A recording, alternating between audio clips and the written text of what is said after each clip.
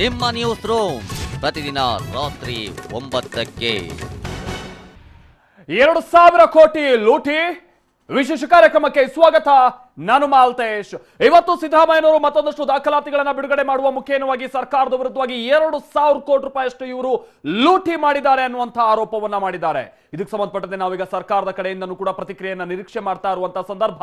ಹಾಗಾದ್ರೆ ಸಿದ್ದರಾಮಯ್ಯನವರು ಮಾಡಿರುವಂತಹ ಆರೋಪದ ಮುಖೇನವಾಗಿ ನಾವು ಗಮನಿಸೋದಾದ್ರೆ ಯಾವ್ಯಾವ ರೀತಿಯಾಗಿ ಲೂಟಿ ಆಗಿದೆ ಅನ್ನೋದನ್ನ ಅವರು ವಿವರಿಸಿದ್ದಾರೆ.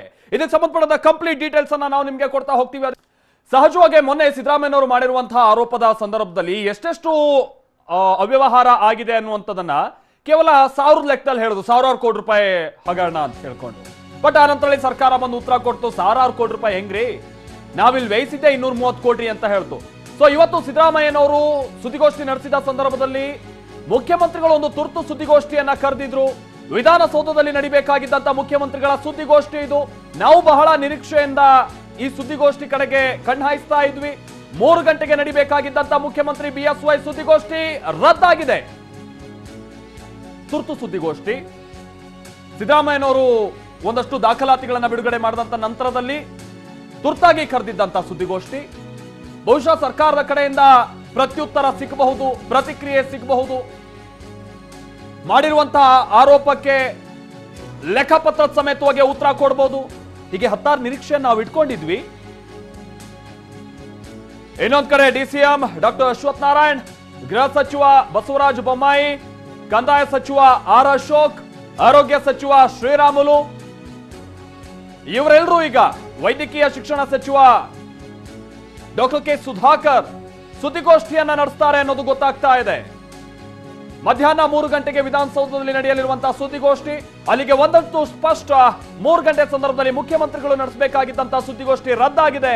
ಹಾಗಂತ ಸರ್ಕಾರ ಏನು ತಾನು ಉತ್ತರ ಕೊಡಬೇಕಾಗಿತ್ತಲ್ಲ, ಅದರಿಂದ ಹಿಂದೆ ಸರಿತಾ ಇಲ್ಲ. ಮುಖ್ಯಮಂತ್ರಿಗಳ ಬದಲಾಗಿ ಈಗ ಸಚಿವರುಗಳು ಅಖಾಡಕ್ಕಿಳಿತಾ ಇದ್ದಾರೆ. ಸಚಿವರ ಸುದ್ದಿಗೋಷ್ಠಿಗೂ ಮುನ್ನ ಮುಖ್ಯಮಂತ್ರಿಗಳು ಮಹತ್ವದ ಸಭೆಯನ್ನ ನಡೆಸ್ತಾ ಇದ್ದಾರೆ ಅನ್ನೋದು ಗೊತ್ತಾಗ್ತಾ ಇದೆ. ಸಚಿವರ ಜೊತೆಗೆ ಸಭೆಯನ್ನ ಮುಖ್ಯಮಂತ್ರಿಗಳು ನಡೆಸ್ತಾ ಇದ್ದು ಸಿದ್ದರಾಮಯ್ಯನವರು ಮಾಡಿರುವಂತಹ ಆರೋಪಕ್ಕೆ ಕೊಡಬೇಕಾಗಿರುವಂತಹ ಉತ್ತರ, ಸರ್ಕಾರದ ಮೇಲೆ ಕಳಂಕ ಬರದೇ ಇರುವಂತಹ ರೀತಿಯಾಗಿ ಸಚಿವರು ಕೊಡಬೇಕಾಗಿರುವಂತಹ ಸಮಜಾಯಿಷಿ, ಬಹುಶಃ ಇದ್ರ ಬಗ್ಗೆ ಈಗ ಮುಖ್ಯಮಂತ್ರಿಗಳು ಸಚಿವರುಗಳ ಜೊತೆಗೆ ಮಾತನಾಡುವಂತಹ ಸಂದರ್ಭದಲ್ಲಿ ಚರ್ಚೆ ಆಗಬಹುದು. ಸಚಿವರ ಸುದ್ದಿಗೋಷ್ಠಿಗೂ ಮುನ್ನ ಮುಖ್ಯಮಂತ್ರಿಗಳ ನೇತೃತ್ವದಲ್ಲಿ ನಡೀತಾ ಇರುವಂತಹ ಮಹತ್ವದ ಸಭೆ, ಅಲ್ಲಿಗೆ ಒಂದತ್ತು ಸ್ಪಷ್ಟ, ವಿರೋಧ ಪಕ್ಷ ಮಾಡಿರುವಂತಹ ಈ ಆರೋಪವನ್ನ ಸರ್ಕಾರ ಬಹಳ ಗಂಭೀರವಾಗಿ ಪರಿಗಣಿಸಿದೆ. ಅಲ್ಲದೆ ಇಂತಹ ಟೈಮ್ನಲ್ಲಿ ಸರ್ಕಾರದ ವಿರುದ್ಧವಾಗಿ ಕೆಟ್ಟ ಹೆಸರು, ಜನರಲ್ಲಿ ಅಪನಂಬಿಕೆ, ಕಳಂಕ, ಗೋಲ್ಮಾಲ್ ನಡೆದಿದೆ ಅನ್ನುವಂತಹ ಅನುಮಾನ ಜನರಲ್ಲಿ ಇರಬಾರದು. ಅದಕ್ಕೆಲ್ಲ ನಾವು ತತ್ಕ್ಷಣಕ್ಕೆ ಸಮರ್ಪಕವಾದಂತಹ ಉತ್ತರವನ್ನ ಕೊಡುವ ಮುಖೇನವಾಗಿ ಜನರಲ್ಲಿ ಉಂಟಾಗಬಹುದಾದಂತಹ ಗೊಂದಲವನ್ನ, ಅನುಮಾನವನ್ನ ಬಗೆಹರಿಸಬೇಕು ಅನ್ನುವಂಥ ನಿಟ್ಟಿನಲ್ಲಿ ಸರ್ಕಾರ ಒಂದು ಪ್ರಯತ್ನ ಮಾಡ್ತಾ ಇದೆ ಅನ್ನೋದು ಬಹಳ ಸ್ಪಷ್ಟ. ಈ ಕಾರಣಕ್ಕಾಗಿನೇ ಯಾರ್ಯಾರು ಸಚಿವರುಗಳು ಬರ್ತಾ ಇರೋರು, ಕಂದಾಯ ಸಚಿವ ಆರ್ ಅಶೋಕ್, ಆರೋಗ್ಯ ಸಚಿವ ಬಿ ಶ್ರೀರಾಮುಲು, ವೈದ್ಯಕೀಯ ಸಚಿವ doctor K Sudhakar, DCM Ashwath Narayan ಅವರು, ಗೃಹ ಸಚಿವ ಬಸವರಾಜ ಬೊಮ್ಮಾಯಿ, ಇವರೆಲ್ಲ ಯಾರು? ಇವರೆಲ್ಲರ ಇಲಾಖೆಯ ವಿರುದ್ಧವಾಗಿ ಸಿದ್ದರಾಮಯ್ಯನವರು ಆರೋಪ ಮಾಡಿದ್ರು.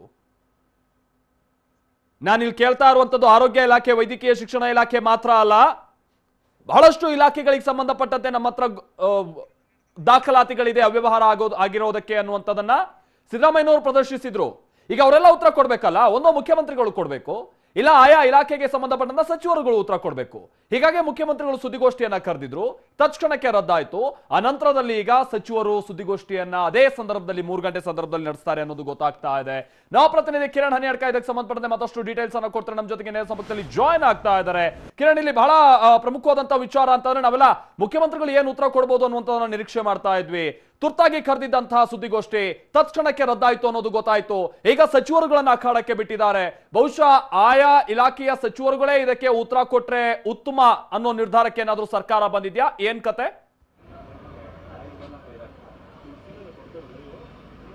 ಮಲ್ತೇಶ್, ಇವತ್ತು ವಿಪಕ್ಷ ನಾಯಕ ಸಿದ್ದರಾಮಯ್ಯ ಮತ್ತು ಕೆಪಿಸಿಸಿ ಅಧ್ಯಕ್ಷ ಡಿ ಕೆ ಶಿವಕುಮಾರ್ ಸುದ್ದಿಗೋಷ್ಠಿ ನಡೆಸಿ ಸರ್ಕಾರದ ವಿರುದ್ಧ ಮತ್ತೊಮ್ಮೆ ಆರೋಪ ಮಾಡಿದಂತ ಕಾರಣಕ್ಕಾಗಿ ಮುಖ್ಯಮಂತ್ರಿಗಳು ದಿಢೀರಾಗಿ ಸಚಿವರುಗಳ ಸಭೆಯನ್ನು ನಡೆಸಿದರು.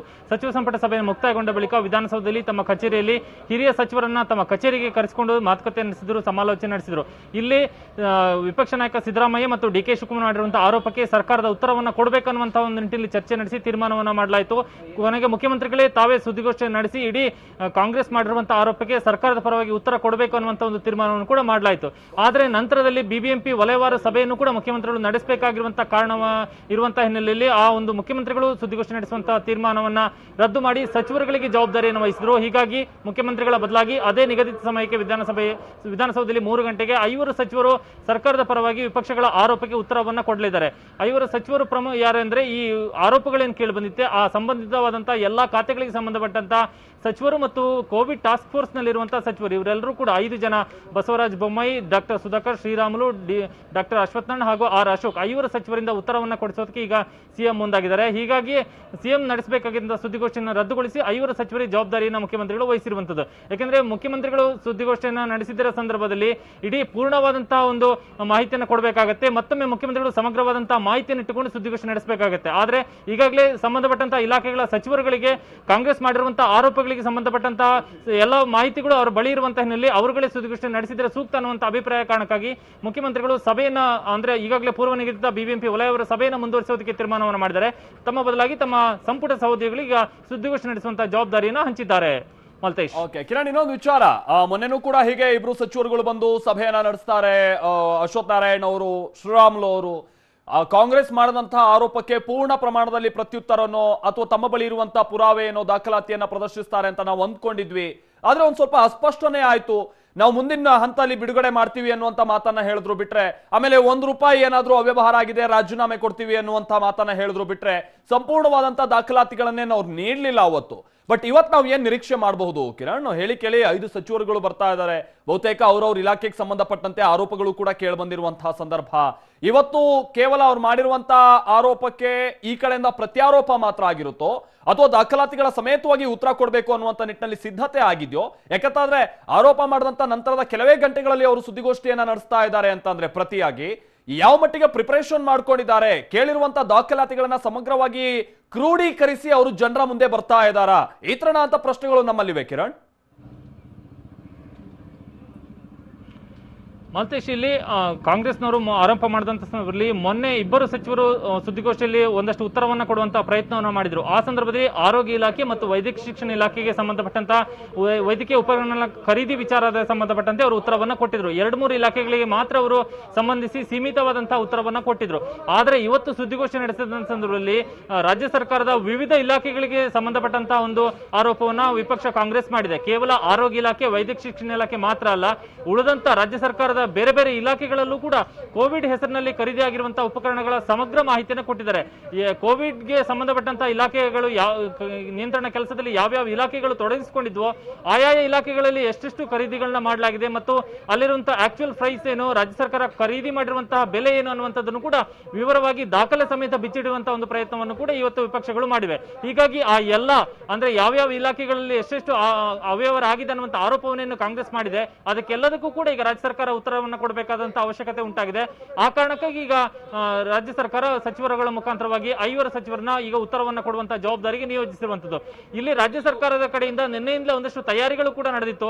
ಏನಂದ್ರೆ ಕಾಂಗ್ರೆಸ್ನವರು ಸುದ್ದಿಗೋಷ್ಠಿ ನಡೆಸ್ತಿದ್ದಾರೆ, ಈ ರಾಜ್ಯ ಸರ್ಕಾರದ ವಿರುದ್ಧ ಆರೋಪವನ್ನ ದಾಖಲೆ ಸಮೇತ ಬಿಡುಗಡೆ ಮಾಡ್ತಿದ್ದಾರೆ ಅನ್ನುವಂತ ಮಾಹಿತಿ ಇದ್ದಂತ ತಕ್ಷಣವೇ ರಾಜ್ಯ ಸರ್ಕಾರದ ಕಡೆಯಿಂದ ಸಹಜವಾಗಿ ಇರುವಂತಹ ದಾಖಲೆಗಳನ್ನ ಮುಂದಿಟ್ಟುಕೊಂಡು ಉತ್ತರ ಕೊಡೋದಕ್ಕೆ ತಕ್ಕದಾದಂತಹ ಸಿದ್ಧತೆಯನ್ನ ಮಾಡ್ಕೊಂಡಿದ್ರು. ಆದ್ರೆ ಇವತ್ತಿನ ಸುದ್ದಿಗೋಷ್ಠಿಯಲ್ಲಿ ಕಾಂಗ್ರೆಸ್ ಮಾಡಿರುವಂತಹ ಆರೋಪವನ್ನ ತಳ್ಳಿ ಹಾಕುವಂತ ಕೆಲಸವನ್ನಷ್ಟೇ ಮಾಡ್ತಾರ ಅಥವಾ ತಾವು ಯಾವುದೇ ಅವ್ಯವಹಾರಗಳನ್ನ ಮಾಡಿಲ್ಲ, ಸರ್ಕಾರ ಯಾವುದೇ ಅವ್ಯವಹಾರ ಮಾಡಿಲ್ಲ, ನಿಯಮಾನುಸಾರ ಖರೀದಿಗಳನ್ನ ಮಾಡಲಾಗಿದೆ ಅನ್ನುವಂಥ ದಾಖಲೆಗಳನ್ನ ಪ್ರದರ್ಶಿಸ್ತಾರ ಅನ್ನುವಂಥದ್ದು ಈಗಿರುವಂತಹ ಕುತೂಹಲ. ಯಾಕೆಂದ್ರೆ ಸರ್ಕಾರದ ಬಳಿ ಅಂತಹ ದೊಡ್ಡ ಸಮಯವೇನು ಇರಲಿಲ್ಲ. ಕಾಂಗ್ರೆಸ್ನ ಆರೋಪಗಳು ಏನೇನು ಮಾಡಿದ್ದಾರೆ ಅನ್ನೋದಕ್ಕೆ ಸಮಗ್ರವಾದಂತಹ ದಾಖಲೆಗಳನ್ನ ಕ್ರೋಢೀಕರಣ ಮಾಡಿ ಸುದ್ದಿಗೋಷ್ಠಿಯಲ್ಲಿ ಉತ್ತರವನ್ನ ಕೊಡುವಷ್ಟು ಸಮಯ ಇಲ್ಲ. ಯಾಕೆಂದ್ರೆ ಕೇವಲ ಸಿಕ್ಕಿರುವಂತಹ 1-2 ಗಂಟೆಗಳ ಅವಧಿಯಲ್ಲಿ ಅಷ್ಟು ಪ್ರಮಾಣದಲ್ಲಿ ಕಾಂಗ್ರೆಸ್ನವರು ಮಾಡಿರುವಂತಹ ಪೂರ್ತಿ ಆರೋಪಕ್ಕೆ ತಕ್ಕದಾದಂತಹ ದಾಖಲೆಗಳನ್ನ ಸಂಗ್ರಹಣೆ ಮಾಡುವಂತದ್ದು ಕೂಡ ಸದ್ಯದ ಸೀಮಿತ 1-2 ಗಂಟೆ ಗಂಟೆಗಳ ಅವಧಿಯಲ್ಲಿ ಕಷ್ಟ ಆಗುತ್ತೆ. ಹಾಗಾಗಿ ಬಹುತೇಕ ಇವತ್ತಿನ ಸುದ್ದಿಗೋಷ್ಠಿಯಲ್ಲಿ ಸಚಿವರುಗಳು ಕಾಂಗ್ರೆಸ್ ಮಾಡಿರುವಂತಹ ಆರೋಪವನ್ನ ತಳ್ಳಿ ಹಾಕಬಹುದು ಮತ್ತು ರಾಜ್ಯ ಸರ್ಕಾರ ಈ ಹಿಂದೆ ಯಾವುದೇ ಅವ್ಯವಹಾರ ಮಾಡಿಲ್ಲ ಅಂತ ಆರೋಪ ಸಮಜಾಯಿಷಿಯನ್ನು ಕೊಡ್ತಾ ಬಂದಿತ್ತು, ಅದೇ ನಿಲುವಿಗೆ ಮತ್ತೆ ಅಂಟಿಕೊಳ್ಬಹುದು. ಬಹುತೇಕ ದಾಖಲೆಗಳನ್ನ ಈ ಇವತ್ತಿನ ಸುದ್ದಿಗೋಷ್ಠಿಯಲ್ಲಿ ತನ್ನ ಬಳಿ ಇರುವಂತಹ ಒಂದಷ್ಟು ದಾಖಲೆಗಳನ್ನ ಬಿಡುಗಡೆ ಮಾಡುವಂತಹ ಸಾಧ್ಯತೆಯೂ ಕೂಡ ಇದೆ. Maltesh, okay thank you Kiran. ಇಲ್ಲಿ ಒಂದಂತೂ ಸ್ಪಷ್ಟ, ನಾವೀಗ ಸರ್ಕಾರದ ಕಡೆಯಿಂದ ನಿರೀಕ್ಷೆ ಮಾಡ್ತಾ ಇರುವಂತದ್ದು ವಿರೋಧ ಪಕ್ಷ ಮಾಡಿರುವಂತಹ ಆರೋಪಕ್ಕೆ ದಾಖಲಾತಿಗಳ ಸಮೇತವಾಗಿ ಅವ್ರು ಏನು ಉತ್ತರ ಕೊಡ್ತಾರೆ ಅಂತ. ಅದನ್ನ ಬಿಟ್ಟು ಮತ್ತೆ ಗಾಳಿಲ್ ಗುಂಡು ಹೊಡೆಯುವಂತ ಕೆಲಸ ಆಗಬಾರ್ದು. ಇದು ಎಮೋಷನಲಿ ಕೇಳಕ್ ತುಂಬಾ ಚೆನ್ನಾಗಿರುತ್ತೆ. ಒಂದು ಕ್ಷಣ ನಾನು ರಾಜೀನಾಮೆ ಕೊಟ್ಟು ಹೋಗ್ಬಿಡ್ತೀನಿ, ಅಕಸ್ಮಾತ್ ₹1 ಅವ್ಯವಹಾರ ಆಗಿದ್ರೆ ನಾವು ಅವ್ರು ಹೇಳಿದ್ ಬೇಕಾದ್ರೆ ಕೇಳ್ಬಿಡ್ತೀವಿ, ಯಾವ ತನಿಖೆಗೆ ಬೇಕಾದ್ರೆ ಸಿದ್ಧ ಇದ್ದೀವಿ, ಇದೆಲ್ಲ ಕೇಳೋಕ್ ತುಂಬಾ ಚೆನ್ನಾಗಿರುತ್ತೆ. ಆಮೇಲೆ ಅದಕ್ಕೆ ಸಂಬಂಧಪಟ್ಟಂತೆ ದಾಖಲಾತಿಗಳ ಸಮೇತವಾಗಿ ಅವರು ಉತ್ತರ ಕೊಡಬೇಕಾಗುತ್ತೆ. ಕೇವಲ ಗಾಳಿ ಗುಂಡೊಡೆಯುವಂತ ಕೆಲಸ ಆಗ್ಬಾರ್ದು. ಯಾಕಂತ ಅಂದ್ರೆ ಇಲ್ಲಿ ಕೇಳಿ ಬಂದಿರುವಂತದ್ದು ಸಿದ್ದರಾಮಯ್ಯನವರು ಮಾಡಿರುವಂತದ್ದು ₹2,000 ಕೋಟಿ ಹಣ ಲೂಟಿಯಾಗಿದೆ ಅನ್ನೋದು. 2,000 ಕೋಟಿ. ಜನರಲ್ ಒಂದು ಸಹಜವಾಗಿ ಒಂದು ಗೊಂದಲಗಳು ಇದ್ದೇ ಇರುತ್ತೆ. ಈ ತರಣ ಅಂತ ತುರ್ತು ಸಂದರ್ಭ, ಈ ತರಣ ಅಂತ ಸನ್ನಿವೇಶಗಳಲ್ಲಿ ದುಡ್ಡು ಮಾಡೋದಕ್ಕೆ ಒಂದಷ್ಟು ಅಧಿಕಾರಿಗಳು, ಶಾಸಕರು, ಸಚಿವರುಗಳು ನಿಂತಿರ್ತಾರೆ ಅಂತ. ನೋ ಡೌಟ್, ಹಿಂದಿನ ಹಲವಾರು ಸನ್ನಿವೇಶಗಳನ್ನು ನಾವು ಅದನ್ನು ಗಮನಿಸಿದೀವಿ. ಈ ಕೋವಿಡ್ ನಂತ ಸಂದರ್ಭದಲ್ಲೂ ಹಿಂಗೆ ಮಾಡಿಬಿಟ್ಟಿದಾರಾ? ಜನರಿಗೆ ಅನುಮಾನ ಇದೆ. ಹಾಗೇನಾದ್ರೂ ಮಾಡಿದ್ರೆ ಅವರು ಖಂಡಿತವಾಗಿಯೂ ಕೂಡ ಯಾರಿಂದಲೂ ಕ್ಷಮೆಗೆ ಅರ್ಹರಲ್ಲ. ಯಾರೇ ಆಗಿರ್ಬೋದು, ಅಧಿಕಾರಿ, ಸಚಿವರು ಯಾರೇ ಆಗಿರ್ಬೋದು. ಹಾಗಾಗಿ ತನ್ನ ಮೇಲಿರುವಂತಹ ಅನುಮಾನವನ್ನ ಕಂಪ್ಲೀಟ್ ಆಗಿ ಕ್ಲಿಯರ್ ಮಾಡ್ಕೊಳ್ಬೇಕಾದಂತಹ ಅನಿವಾರ್ಯತೆ ಸರ್ಕಾರಕ್ಕಿದೆ. ರಾಜ್ಯ ಸರ್ಕಾರ ಕೋಟಿ ಕೋಟಿ ಲೂಟಿ ಹೊಡೆದಿದೆ ಅಂತ ಸಿದ್ದರಾಮಯ್ಯನವರು ಹಾಗಾದ್ರೆ ಹೇಳಿದಾರಲ್ಲ, ಸುಖ ಸುಮ್ಮನೆ ಹೇಳಲಿಲ್ಲ, ಅದು ಅವರು ದಾಖಲಾತಿಗಳ ಸಮೇತವಾಗಿ ಹೇಳಿದ್ದಾರೆ. ವೆಂಟಿಲೇಟರ್, ಬೆಡ್, ದಿಂಬು, ಫ್ಯಾನ್, ಹಾಸಿಗೆ, ಆಸ್ಪತ್ರೆ ನಿರ್ಮಾಣ ಇಲ್ಲೆಲ್ಲ ಕೂಡ ಅವ್ಯವಹಾರ ಆಗಿದೆ. ಟೆಂಡರ್ ನೀಡುವಿಕೆ ಪ್ರತಿಯೊಂದರಲ್ಲೂ ಕೂಡ ನಡೆದಿದೆಯಾ ಗೋಲ್ಮಾಲ್? ಪ್ರತಿಯೊಂದು ಟೆಂಡರ್ ನೀಡಿಕೆಯ ಸಂದರ್ಭದಲ್ಲೂ ಕೂಡ ಬಹಳ ಗೋಲ್ಮಾಲ್ ಆಗಿದೆ ಅನ್ನುವಂಥದ್ದನ್ನ ಇಲ್ಲಿ ಸರ್ಕಾರದ ವಿರುದ್ಧವಾಗಿ ಪ್ರತಿಪಕ್ಷ ಆರೋಪ ಮಾಡ್ತಾ ಇದೆ. ಹಾಗಾದ್ರೆ ಇಲ್ಲಿ ಪ್ರತಿಪಕ್ಷದವರು ಮಾಡ್ತಾ ಇರುವಂತಹ ಆರೋಪವನ್ನ ನಾವು ನಿಮ್ಗೆ ಇಲಾಖಾ ವೈಸ್ ತೋರಿಸ್ತಾ ಹೋಗ್ತೀವಿ. ಪ್ರತಿಯೊಂದು ಇಲಾಖೆಗೆ ಸಂಬಂಧಪಟ್ಟಂತೆ ಸಿದ್ದರಾಮಯ್ಯನವರು ಏನೇನೋ ವಿಚಾರಗಳನ್ನ ಹೇಳ್ತಾ ಹೋಗಿದ್ದಾರೆ ಅಂತ.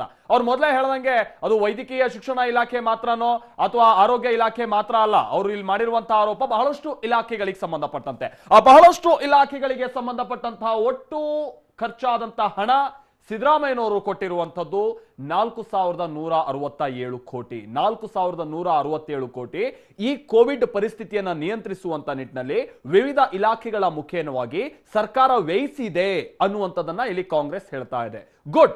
ಇಂಥ ಸಂದರ್ಭ, ತುರ್ತು ಸಂದರ್ಭ, ಕೋಟಿ ಕೋಟಿ ಲೆಕ್ಕಾಚಾರ ಇಂಥ ಟೈಮಲ್ಲಿ ಹಾಕೊಂಡಿರೋದಕ್ಕಾಗಲ್ಲ. ಕೆಲಸ ಮಾಡಲೇಬೇಕು, ವ್ಯಯ ಮಾಡಲೇಬೇಕು. ಆ ಮುಖೇನವಾಗಿ ಜನರಿಗೆ ಅನುಕೂಲ ಆಗ್ಬೇಕಂತ ಕೆಲಸವನ್ನ ಸರ್ಕಾರ ಮಾಡಲೇಬೇಕು. ಆದ್ರೆ ಸಮರ್ಪಕವಾಗಿದೆಯಾ? ಅದೇ ನಮ್ಮಲ್ಲಿ ಇರುವಂತ ಪ್ರಶ್ನೆ. ಆರೋಗ್ಯ ಇಲಾಖೆ ಮುಖೇನವಾಗಿ 700 ಕೋಟಿ ರೂಪಾಯಿಯನ್ನ ವ್ಯಯಿಸಲಾಗಿದೆ. ಬಿಬಿಎಂಪಿ ಹಾಗೆ ನಗರ ಸ್ಥಳೀಯ ಸಂಸ್ಥೆಗಳು ಒಟ್ಟು 200 ಕೋಟಿ ರೂಪಾಯಿಯನ್ನ ವ್ಯಯಿಸಿದೆ. ವೈದ್ಯಕೀಯ ಶಿಕ್ಷಣ ಇಲಾಖೆ 815 ಕೋಟಿ ರೂಪಾಯಿಯನ್ನ ಈ ಪರಿಸ್ಥಿತಿಯನ್ನ ನಿಭಾಯಿಸುವಂತ ನಿಟ್ಟಿನಲ್ಲಿ ವ್ಯಯಿಸಿದೆ. ಜಿಲ್ಲಾಡಳಿತ ನೀಡಿದಂತ SDRFಗೆ ಸಂಬಂಧಪಟ್ಟ ಹಾಗೆ 742.32 ಕೋಟಿಯಷ್ಟು ಹಣವನ್ನ ಆಯಾ ಜಿಲ್ಲಾಡಳಿತಗಳು ವ್ಯಯಿಸಿದೆ. SDRF ಹಣವನ್ನ. ಕಾರ್ಮಿಕ ಇಲಾಖೆಯ ಮುಖೇನವಾಗಿ 1,100 ಕೋಟಿ ರೂಪಾಯಿಯಷ್ಟು ಹಣವನ್ನ ಖರ್ಚು ಮಾಡಲಾಗಿದೆ. ಸಮಾಜ ಕಲ್ಯಾಣ, ಶಿಕ್ಷಣ, ಆಹಾರ, ಪೊಲೀಸ್ ಇಲಾಖೆಯೂ ಸೇರಿದ ಹಾಗೆ ಅಥವಾ ಪೊಲೀಸ್ ವರ್ಗಕ್ಕೆ ಸಂಬಂಧಪಟ್ಟ ಹಾಗೆ ಬೇರೆ ಬೇರೆ ಇಲಾಖೆಗಳು ಸೇರಿ ಒಟ್ಟು 500 ಕೋಟಿ ರೂಪಾಯಿಯಷ್ಟು ಹಣವನ್ನ ವ್ಯಯಿಸಲಾಗಿದೆ, ಖರ್ಚು ಮಾಡಿದ್ದಾರೆ. ಕೋವಿಡ್ ಕೇರ್ ಸೆಂಟರ್ನ ಹಾಸಿಗೆ ಆಗಿರ್ಬೋದು, ದಿಂಬು, ಇದೆಲ್ಲದರ ಖರೀದಿಗಾಗಿ 160 ಕೋಟಿ ರೂಪಾಯಿಯನ್ನ ವ್ಯಯಿಸಲಾಗಿದೆ. ಕೇಂದ್ರ ಸರ್ಕಾರ ಖರೀದಿಸಿ ಸಪ್ಲೈ ಮಾಡಿರುವಂತಹ ಉಪಕರಣಗಳ ಮೌಲ್ಯ 50 ಕೋಟಿ ಅನ್ನುವಂಥದ್ದನ್ನ ಕೂಡ ಇಲ್ಲಿ ಸಿದ್ದರಾಮಯ್ಯನವರು ಉಲ್ಲೇಖ ಮಾಡಿದ್ದಾರೆ. ಅದು ಬೇರೆ ಬೇರೆ ಪರಿಕರಗಳಾಗಿರಬಹುದು, ಕೇಂದ್ರ ಸರ್ಕಾರದಿಂದ ಬಂದಂಥದ್ದು. ಇದು ಎಲ್ಲ ಲೆಕ್ಕ ಹಾಕಿದ್ರೆ 4,172 ಕೋಟಿ ಹೆಚ್ಚು ಕಡಿಮೆ ಮೌಲ್ಯ ಆಗುತ್ತೆ ಅನ್ನುವಂಥದ್ದನ್ನ ಇಲ್ಲಿ ಸಿದ್ದರಾಮಯ್ಯನವರು ಹೇಳಿದ್ದಾರೆ. ಹೌದು, 4,167 ಕೋಟಿ. ಬಟ್ 4,107 ಕೋಟಿ ಆಗಿದ್ಯಾ? ಅದಿಲ್ಲಿರುವಂತ ಪ್ರಶ್ನೆ. ರಾಜ್ಯದಲ್ಲಿ ವೆಂಟಿಲೇಟರ್ ಖರೀದಿಯಲ್ಲಿ ಬಹಳ ಅವ್ಯವಹಾರ ಆಗಿದೆ ಅನ್ನುವಂತಹ ಆರೋಪವನ್ನ ಮಾಡಲಾಗಿದೆ. ಕೇಂದ್ರ ಸರ್ಕಾರ ಒಂದು ವೆಂಟಿಲೇಟರ್ಗೆ 4 ಲಕ್ಷದಂತೆ 50,000 ವೆಂಟಿಲೇಟರ್ಗಳನ್ನ ಖರೀದಿ ಮಾಡಿದೆ. ಒಂದು ವೆಂಟಿಲೇಟರ್ಗೆ ತಮಿಳುನಾಡು ಸರ್ಕಾರ ನೀಡಿರೋದು 4,78,000. ಆದ್ರೆ ರಾಜ್ಯದಲ್ಲಿ ವೆಂಟಿಲೇಟರ್ ಖರೀದಿಯಲ್ಲಿ ಅವ್ಯವಹಾರ ಆಗಿದೆ ಅನ್ನುವಂಥದ್ದು ಅವ್ರು ಮಾಡ್ತಾ ಇರುವಂತಹ ಆರೋಪ. ವೆಂಟಿಲೇಟರ್ ಖರೀದಿಯಲ್ಲಿ ಆಗಿದೆಯಲ್ಲ ಅವ್ಯವಹಾರ, ಇದೇ 100 ಕೋಟಿ ತಲುಪಿಡುತ್ತೆ ಅನ್ನುವಂತಹ ರೀತಿಯಾಗಿ ಸಿದ್ದರಾಮಯ್ಯನವರು ಕೊಟ್ಟಿರುವಂತಹ ಲೆಕ್ಕಾಚಾರ ನೋಡಿದಾಗ ನಮಗೆ ಸಹಜವಾದಂತಹ ಭಾವನೆ ಬರುತ್ತೆ.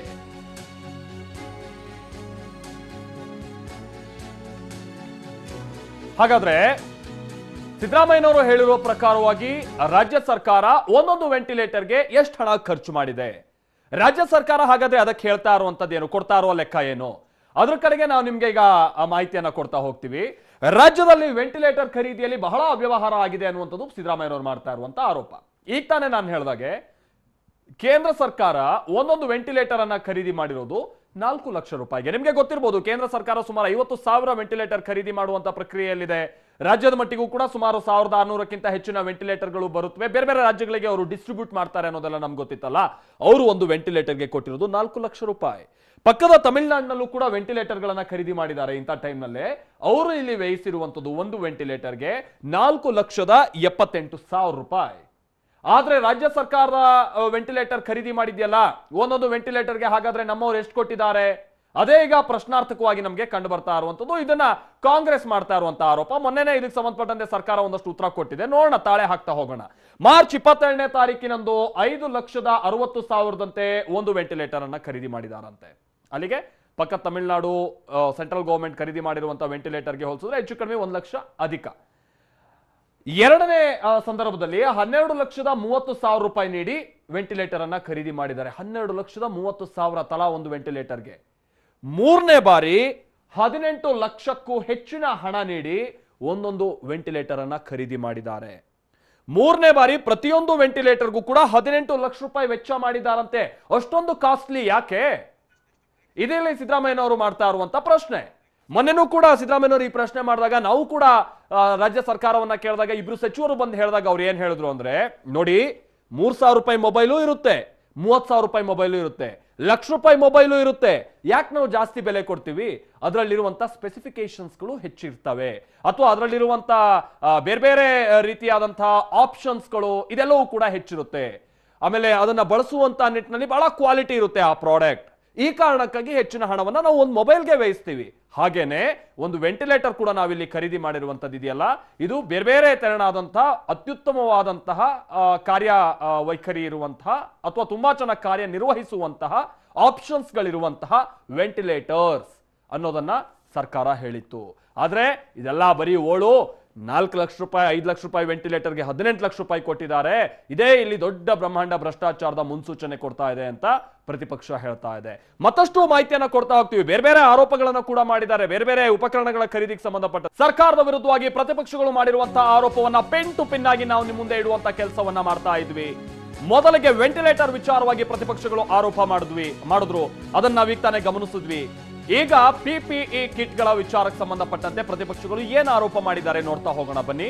ಪರ್ಸನಲ್ ಪ್ರೊಟೆಕ್ಷನ್ ಇಕ್ವಿಪ್ಮೆಂಟ್ಸ್ಗೆ ಸಂಬಂಧಪಟ್ಟ ಹಾಗೆ PPE ಕಿಟ್ಗಳು ನಾವು ಸಹಜವಾಗಿ ಹೇಳಬೇಕು, ಅಥವಾ ನಿಮ್ಗೆ ತುಂಬಾ ಈಸಿಯಾಗಿ ನಿಮ್ಗೆ ಗಮನಕ್ಕೆ ಬರಬೇಕು ಅಂತ ಅಂದ್ರೆ, ನೀವು ಯಾವುದೇ ಕೊರೋನಾ ವಾರಿಯರ್ಸ್ ಅನ್ನ ಅಥವಾ ಹೆಲ್ತ್ ವರ್ಕರ್ಸ್ ಅನ್ನ ನೋಡಿದಂತ ಸಂದರ್ಭದಲ್ಲಿ ಅವರೊಂದು ವಸ್ತ್ರವನ್ನ ಧರಿಸಿರ್ತಾರಲ್ಲ, ಅದರಿಂದ ಹಿಡಿದು ಅದರಲ್ಲಿ ಬರುವಂತ ಕೆಲವೊಂದಷ್ಟು ಸಲಕರಣೆಗಳಿಗೆ ಸಂಬಂಧಪಟ್ಟಂತೆ ಈ PPE ಕಿಟ್ ನಲ್ಲಿ ಬರುತ್ತವೆ. PPE ಕಿಟ್ ಹಾಗೆ ವೈದ್ಯ ಸಲಕರಣೆ ಖರೀದಿಯಲ್ಲಿ ನಡೆದಿರುವಂತಹ ಅವ್ಯವಹಾರದ ವಿಚಾರಕ್ಕೆ ಸಂಬಂಧಪಟ್ಟಂತೆನೂ ಕೂಡ ಇವತ್ತು ಸಿದ್ದರಾಮಯ್ಯನವರು ಪ್ರಸ್ತಾಪ ಮಾಡಿದ್ರು. ಕಳಪೆ PPE ಕಿಟ್ ಅನ್ನ ರಾಜ್ಯ ಸರ್ಕಾರ ಖರೀದಿಸಿತ್ತು ಅನ್ನುವಂತ ವಿಚಾರವನ್ನ ಹೇಳ್ತಾರೆ. ಆಮೇಲೆ ವೈದ್ಯರು ಗಲಾಟೆ ಮಾಡ್ತಾರೆ. ವೈದ್ಯರು ಗಲಾಟೆ ಮಾಡಿದ ಬಳಿಕ PPE ಕಿಟ್ ಅನ್ನ ವಾಪಸ್ ನೀಡಿದ್ರು ಅನ್ನುವಂತನ ಹೇಳ್ತಾರೆ. 3 ಲಕ್ಷ PPE ಕಿಟ್ಗಳ ಪೈಕಿ 1 ಲಕ್ಷ PPE ಕಿಟ್ಗಳನ್ನ ವಾಪಸ್ ಕಳಿಸಿದ್ರು. ಯಾಕಂತಂದ್ರೆ ಕಳಪೆ ಗುಣಮಟ್ಟ, ವೈದ್ಯರು ಕೂಡ ಗಲಾಟೆ ಮಾಡಿದ್ರು, ಅದು ಸ್ಟಾಫ್ಗಳು ಕೂಡ ಬಹಳ ಬೇಸರ ವ್ಯಕ್ತಪಡಿಸಿದ್ರು. ಈ ಕಾರಣಕ್ಕಾಗಿ ಓಕೆ. ಬಟ್ ಪ್ರೈಸ್ ಏನು? 330 ರೂಪಾಯಿಯ ಕಿಟ್ ಸಿದ್ದರಾಮಯ್ಯನವರು ಕೊಡ್ತಾ ಇರುವಂತ ಲೆಕ್ಕ. 330 ರೂಪಾಯಿಯ ಒಂದು ಕಿಟ್ಗೆ 2,117 ರೂಪಾಯಿಯನ್ನ ಸರ್ಕಾರ ವ್ಯಯಿಸಿದೆ ಅನ್ನುವಂಥದ್ದನ್ನ ಹೇಳ್ತಾ ಇದ್ದಾರೆ. ಯಾವ ಮಟ್ಟಿಗಿನ ಅಧಿಕ ಹಣ ಹಾಗಾದ್ರೆ ಇಲ್ಲಿ ಸರ್ಕಾರ ವ್ಯಯಿಸಿರುವಂಥದ್ದು? 2 ಲಕ್ಷ PPE ಕಿಟ್ಗೆ ಇಷ್ಟೊಂದು ಮಾರ್ಜಿನ್ ಅನ್ನ ಸರ್ಕಾರ ಅನ್ನೋದಕ್ಕಿಂತ ಕೆಲ ಅಧಿಕಾರಿಗಳು ಹಾಗಾದ್ರೆ ಸಚಿವರು ಏನಾದ್ರೂ ಕಮಿಷನ್ ರೂಪದಲ್ಲೋ ಇಟ್ಟಿದ್ರೆ ಅಥವಾ ಲಂಚದ ರೂಪದಲ್ಲೋ ಇಟ್ಟಿದ್ರೆ ಎಷ್ಟು ಕೋಟಿ ಆಯ್ತು ದುಡ್ಡು? ಇದೇ ಆರೋಪವನ್ನ ಸಿದ್ದರಾಮಯ್ಯನವರು ಮಾಡ್ತಾ ಇರುವಂತದ್ದು. ಬಟ್ ನಾವು ಇದಕ್ಕೆ ಸರ್ಕಾರದ ಕಡೆಯಿಂದ ಉತ್ತರದ ನಿರೀಕ್ಷೆಯಲ್ಲಿ ಇದ್ದೀವಿ. ಆಮೇಲೆ ಇನ್ನೊಂದು ವಿಚಾರ ಅಂತಂದ್ರೆ, ಬಹುಶಃ ಇಂತಹ ಸಂದರ್ಭದಲ್ಲಿ ಈ ಆರೋಪಕ್ಕೆ ಸಂಬಂಧಪಟ್ಟ ಹಾಗೇನೂ ಕೂಡ ಸಂಬಂಧಪಟ್ಟಂತ ಸಚಿವರುಗಳು ಕ್ವಾಲಿಟಿ ವಿಚಾರವಾಗಿ ಮಾತನಾಡಬಹುದು. ಎಟ್ ಅಗೈನ್ ನಾನು ಮೊದಲೇ ಹೇಳಿದಾಗೆ 3,000 ರೂಪಾಯಿ ಮೊಬೈಲು ಸಿಗುತ್ತೆ, 30,000 ರೂಪಾಯಿ ಮೊಬೈಲು ಸಿಗುತ್ತೆ, ಲಕ್ಷದ ಮೇಲಿನ ಮೊಬೈಲ್ ಕೂಡ ಸಿಗುತ್ತೆ. ಹಾಗೇನೆ PPE ಕಿಟ್ಗಳನ್ನ ನಾವು ಉತ್ತಮ ಗುಣಮಟ್ಟದ PPE ಕಿಟ್ಗಳನ್ನ ಖರೀದಿ ಮಾಡಿದೀವಿ ಅಂತ ಬಹುಶಃ ಸರ್ಕಾರ ಉತ್ತರ ಕೊಡಬಹುದು. ಬಟ್ ನಾವು ಸರ್ಕಾರದ ಕಡೆಯಿಂದ ಉತ್ತರವನ್ನ ಈಗ ನಿರೀಕ್ಷೆ ಮಾಡ್ತಾ ಇರುವಂತಹ ಸಂದರ್ಭ. ಓಕೆ, PPE ಕಿಟ್ ಆಯ್ತು, ಆಮೇಲೆ ವೆಂಟಿಲೇಟರ್ಸ್ ಆಯ್ತು, ಮಾಸ್ಕ್ ಹಾಗೆ ಸ್ಯಾನಿಟೈಸರ್. ಈ ಕೊರೋನಾ ಸಂದರ್ಭದಲ್ಲಿ ಪ್ರತಿಯೊಬ್ಬರೂ ಕೂಡ ಬಳಸಲೇಬೇಕಾಗಿದ್ದಂತಹ ಮಾಸ್ಕ್ ಹಾಗೆ ಸ್ಯಾನಿಟೈಸರ್. ಸರ್ಕಾರ ಹಾಗಾದ್ರೆ ಎಷ್ಟು ಖರ್ಚು ಮಾಡಿದೆ ಸ್ಯಾನಿಟೈಸರ್ಗೆ, ಮಾಸ್ಕ್ ಖರೀದಿ ಮಾಡೋದಕ್ಕೆ? ಹಾಗಾದ್ರೆ ಖರೀದಿ ಮಾಡಿರುವಂತ ಮೌಲ್ಯ ನೋಡಿದಂತ ಸಂದರ್ಭದಲ್ಲಿ ಸಹಜವಾಗಿ ಅನುಮಾನಗಳೇನಾದ್ರೂ ಬರುತ್ತವಾ? ಸ್ಯಾನಿಟೈಸರ್ ಥರ್ಮಲ್ ಸ್ಕ್ಯಾನರ್ ವಿಚಾರವಾಗಿನೂ ಕೂಡ ಇಲ್ಲೂ ಕೂಡ ಬಹಳ ಅಕ್ರಮ ಆಗಿದೆ ಅನ್ನುವಂತಹ ಆರೋಪವನ್ನ ಸರ್ಕಾರದ ವಿರುದ್ಧವಾಗಿ ಸಿದ್ದರಾಮಯ್ಯನವರು ಮಾಡಿದ್ದಾರೆ. ನಿಮ್ಗೆ ಗೊತ್ತಿರಲಿ, ಪರಿಷತ್ಗೆ ಸಂಬಂಧಪಟ್ಟ ಹಾಗೆ ಮೊನ್ನೆ ಪರಿಷತ್ ಕಚೇರಿಯಿಂದ ಒಂದು ಮಾಹಿತಿ ನಮಗ್ ಸಿಕ್ತು. ನಿಮ್ಗೆ ಗೊತ್ತಿರೋ ಹಾಗೆ ಅವರು ಕೂಡ ಮಂಗಳೂರಿನ ಒಂದು ಕಂಪನಿಯಿಂದ ಮಾಸ್ಕ್ ಅನ್ನ ಖರೀದಿ ಮಾಡಿದ್ರು, ಬೆಂಗಳೂರಿನಲ್ಲಿ ಅವೈಲಬಿಲಿಟಿ ಇದ್ದಂತ ಸಂದರ್ಭದಲ್ಲೇ. ಅದರಲ್ಲೂ ಆರೋಗ್ಯ ಇಲಾಖೆ ಫ್ರೀಯಾಗಿ ಕೊಡ್ತೀನಿ ಅಂತ ಬೇರೆ ಹೇಳಿದ್ರಂತೆ. ಆಗ್ಲೂ ನಮ್ಗೆ ಅನುಮಾನ ಬಂದು ನಾವು ಪ್ರಶ್ನೆ ಮಾಡಿದ್ವಿ, ಯಾಕೆ ಖರೀದಿ ಮಾಡಿದ್ರು ಅಂತ. ಅದಕ್ಕೆ ನಿನ್ನೆ ಮಾಧ್ಯಮ ಪ್ರಕಟಣೆಯನ್ನ ಹೊರಡಿಸಿದ್ದಾರೆ. ಇಲ್ಲ ಬೆಂಗಳೂರಲ್ಲಿ ಆ ಟೈಮಲ್ಲಿ ಅವೈಲಬಿಲಿಟಿ ಇರಲಿಲ್ಲ, ಹಂಗಾಗಿ ನಾವು ಮಂಗಳೂರಿಂದ ಖರೀದಿ ಮಾಡಬೇಕಾಯ್ತು N95 ಮಾಸ್ಕ್ಗಳನ್ನ. ಆಮೇಲೆ ನಮ್ಗೇನು ಆರೋಗ್ಯ ಇಲಾಖೆ ಫ್ರೀಯಾಗಿ ಕೊಡ್ತೀವಿ ಅಂತ ಹೇಳಿರ್ಲಿಲ್ಲ ಅನ್ನೋ ಮಾತನ್ನ ಹೇಳಿದ್ರು. ಗೊತ್ತಿಲ್ಲ, ಅಲ್ಲೂ ಏನಾದ್ರೂ ಅವ್ಯವಹಾರ ಆಗಿದೆಯಾ ಅನ್ನುವಂತ ಒಂದು ಗುಮಾನಿ ಇತ್ತು. ನಿನ್ನೆ ಮಾಧ್ಯಮ ಪ್ರಕಟಣೆಯನ್ನ ಹೊರಡಿಸಿದ್ರು. ಆ ನಂತರದಲ್ಲಿ ಏನೇನಾಗುತ್ತೆ ಅನ್ನುವಂಥದ್ದನ್ನ ನೋಡ್ಬೇಕಿದೆ. ಬಟ್ ಈಗ ಓವರ್ ಆಲ್ ಆಗಿ ರಾಜ್ಯ ಸರ್ಕಾರ ಖರೀದಿ ಮಾಡಿರುವಂತಹ ಸ್ಯಾನಿಟೈಸರ್, ಥರ್ಮಲ್ ಸ್ಕ್ಯಾನರ್, ಮಾಸ್ಕ್ಗಳು ಇದನ್ನೆಲ್ಲ ಲಕ್ಷ ಖರೀದಿ ಮಾಡಿದ್ದಾರೆ ಬಿಡಿ, ಕ್ವಾಂಟಿಟಿ ವಿಚಾರವಾಗಿ ಹೇಳ್ಬೇಕಂದ್ರೆ.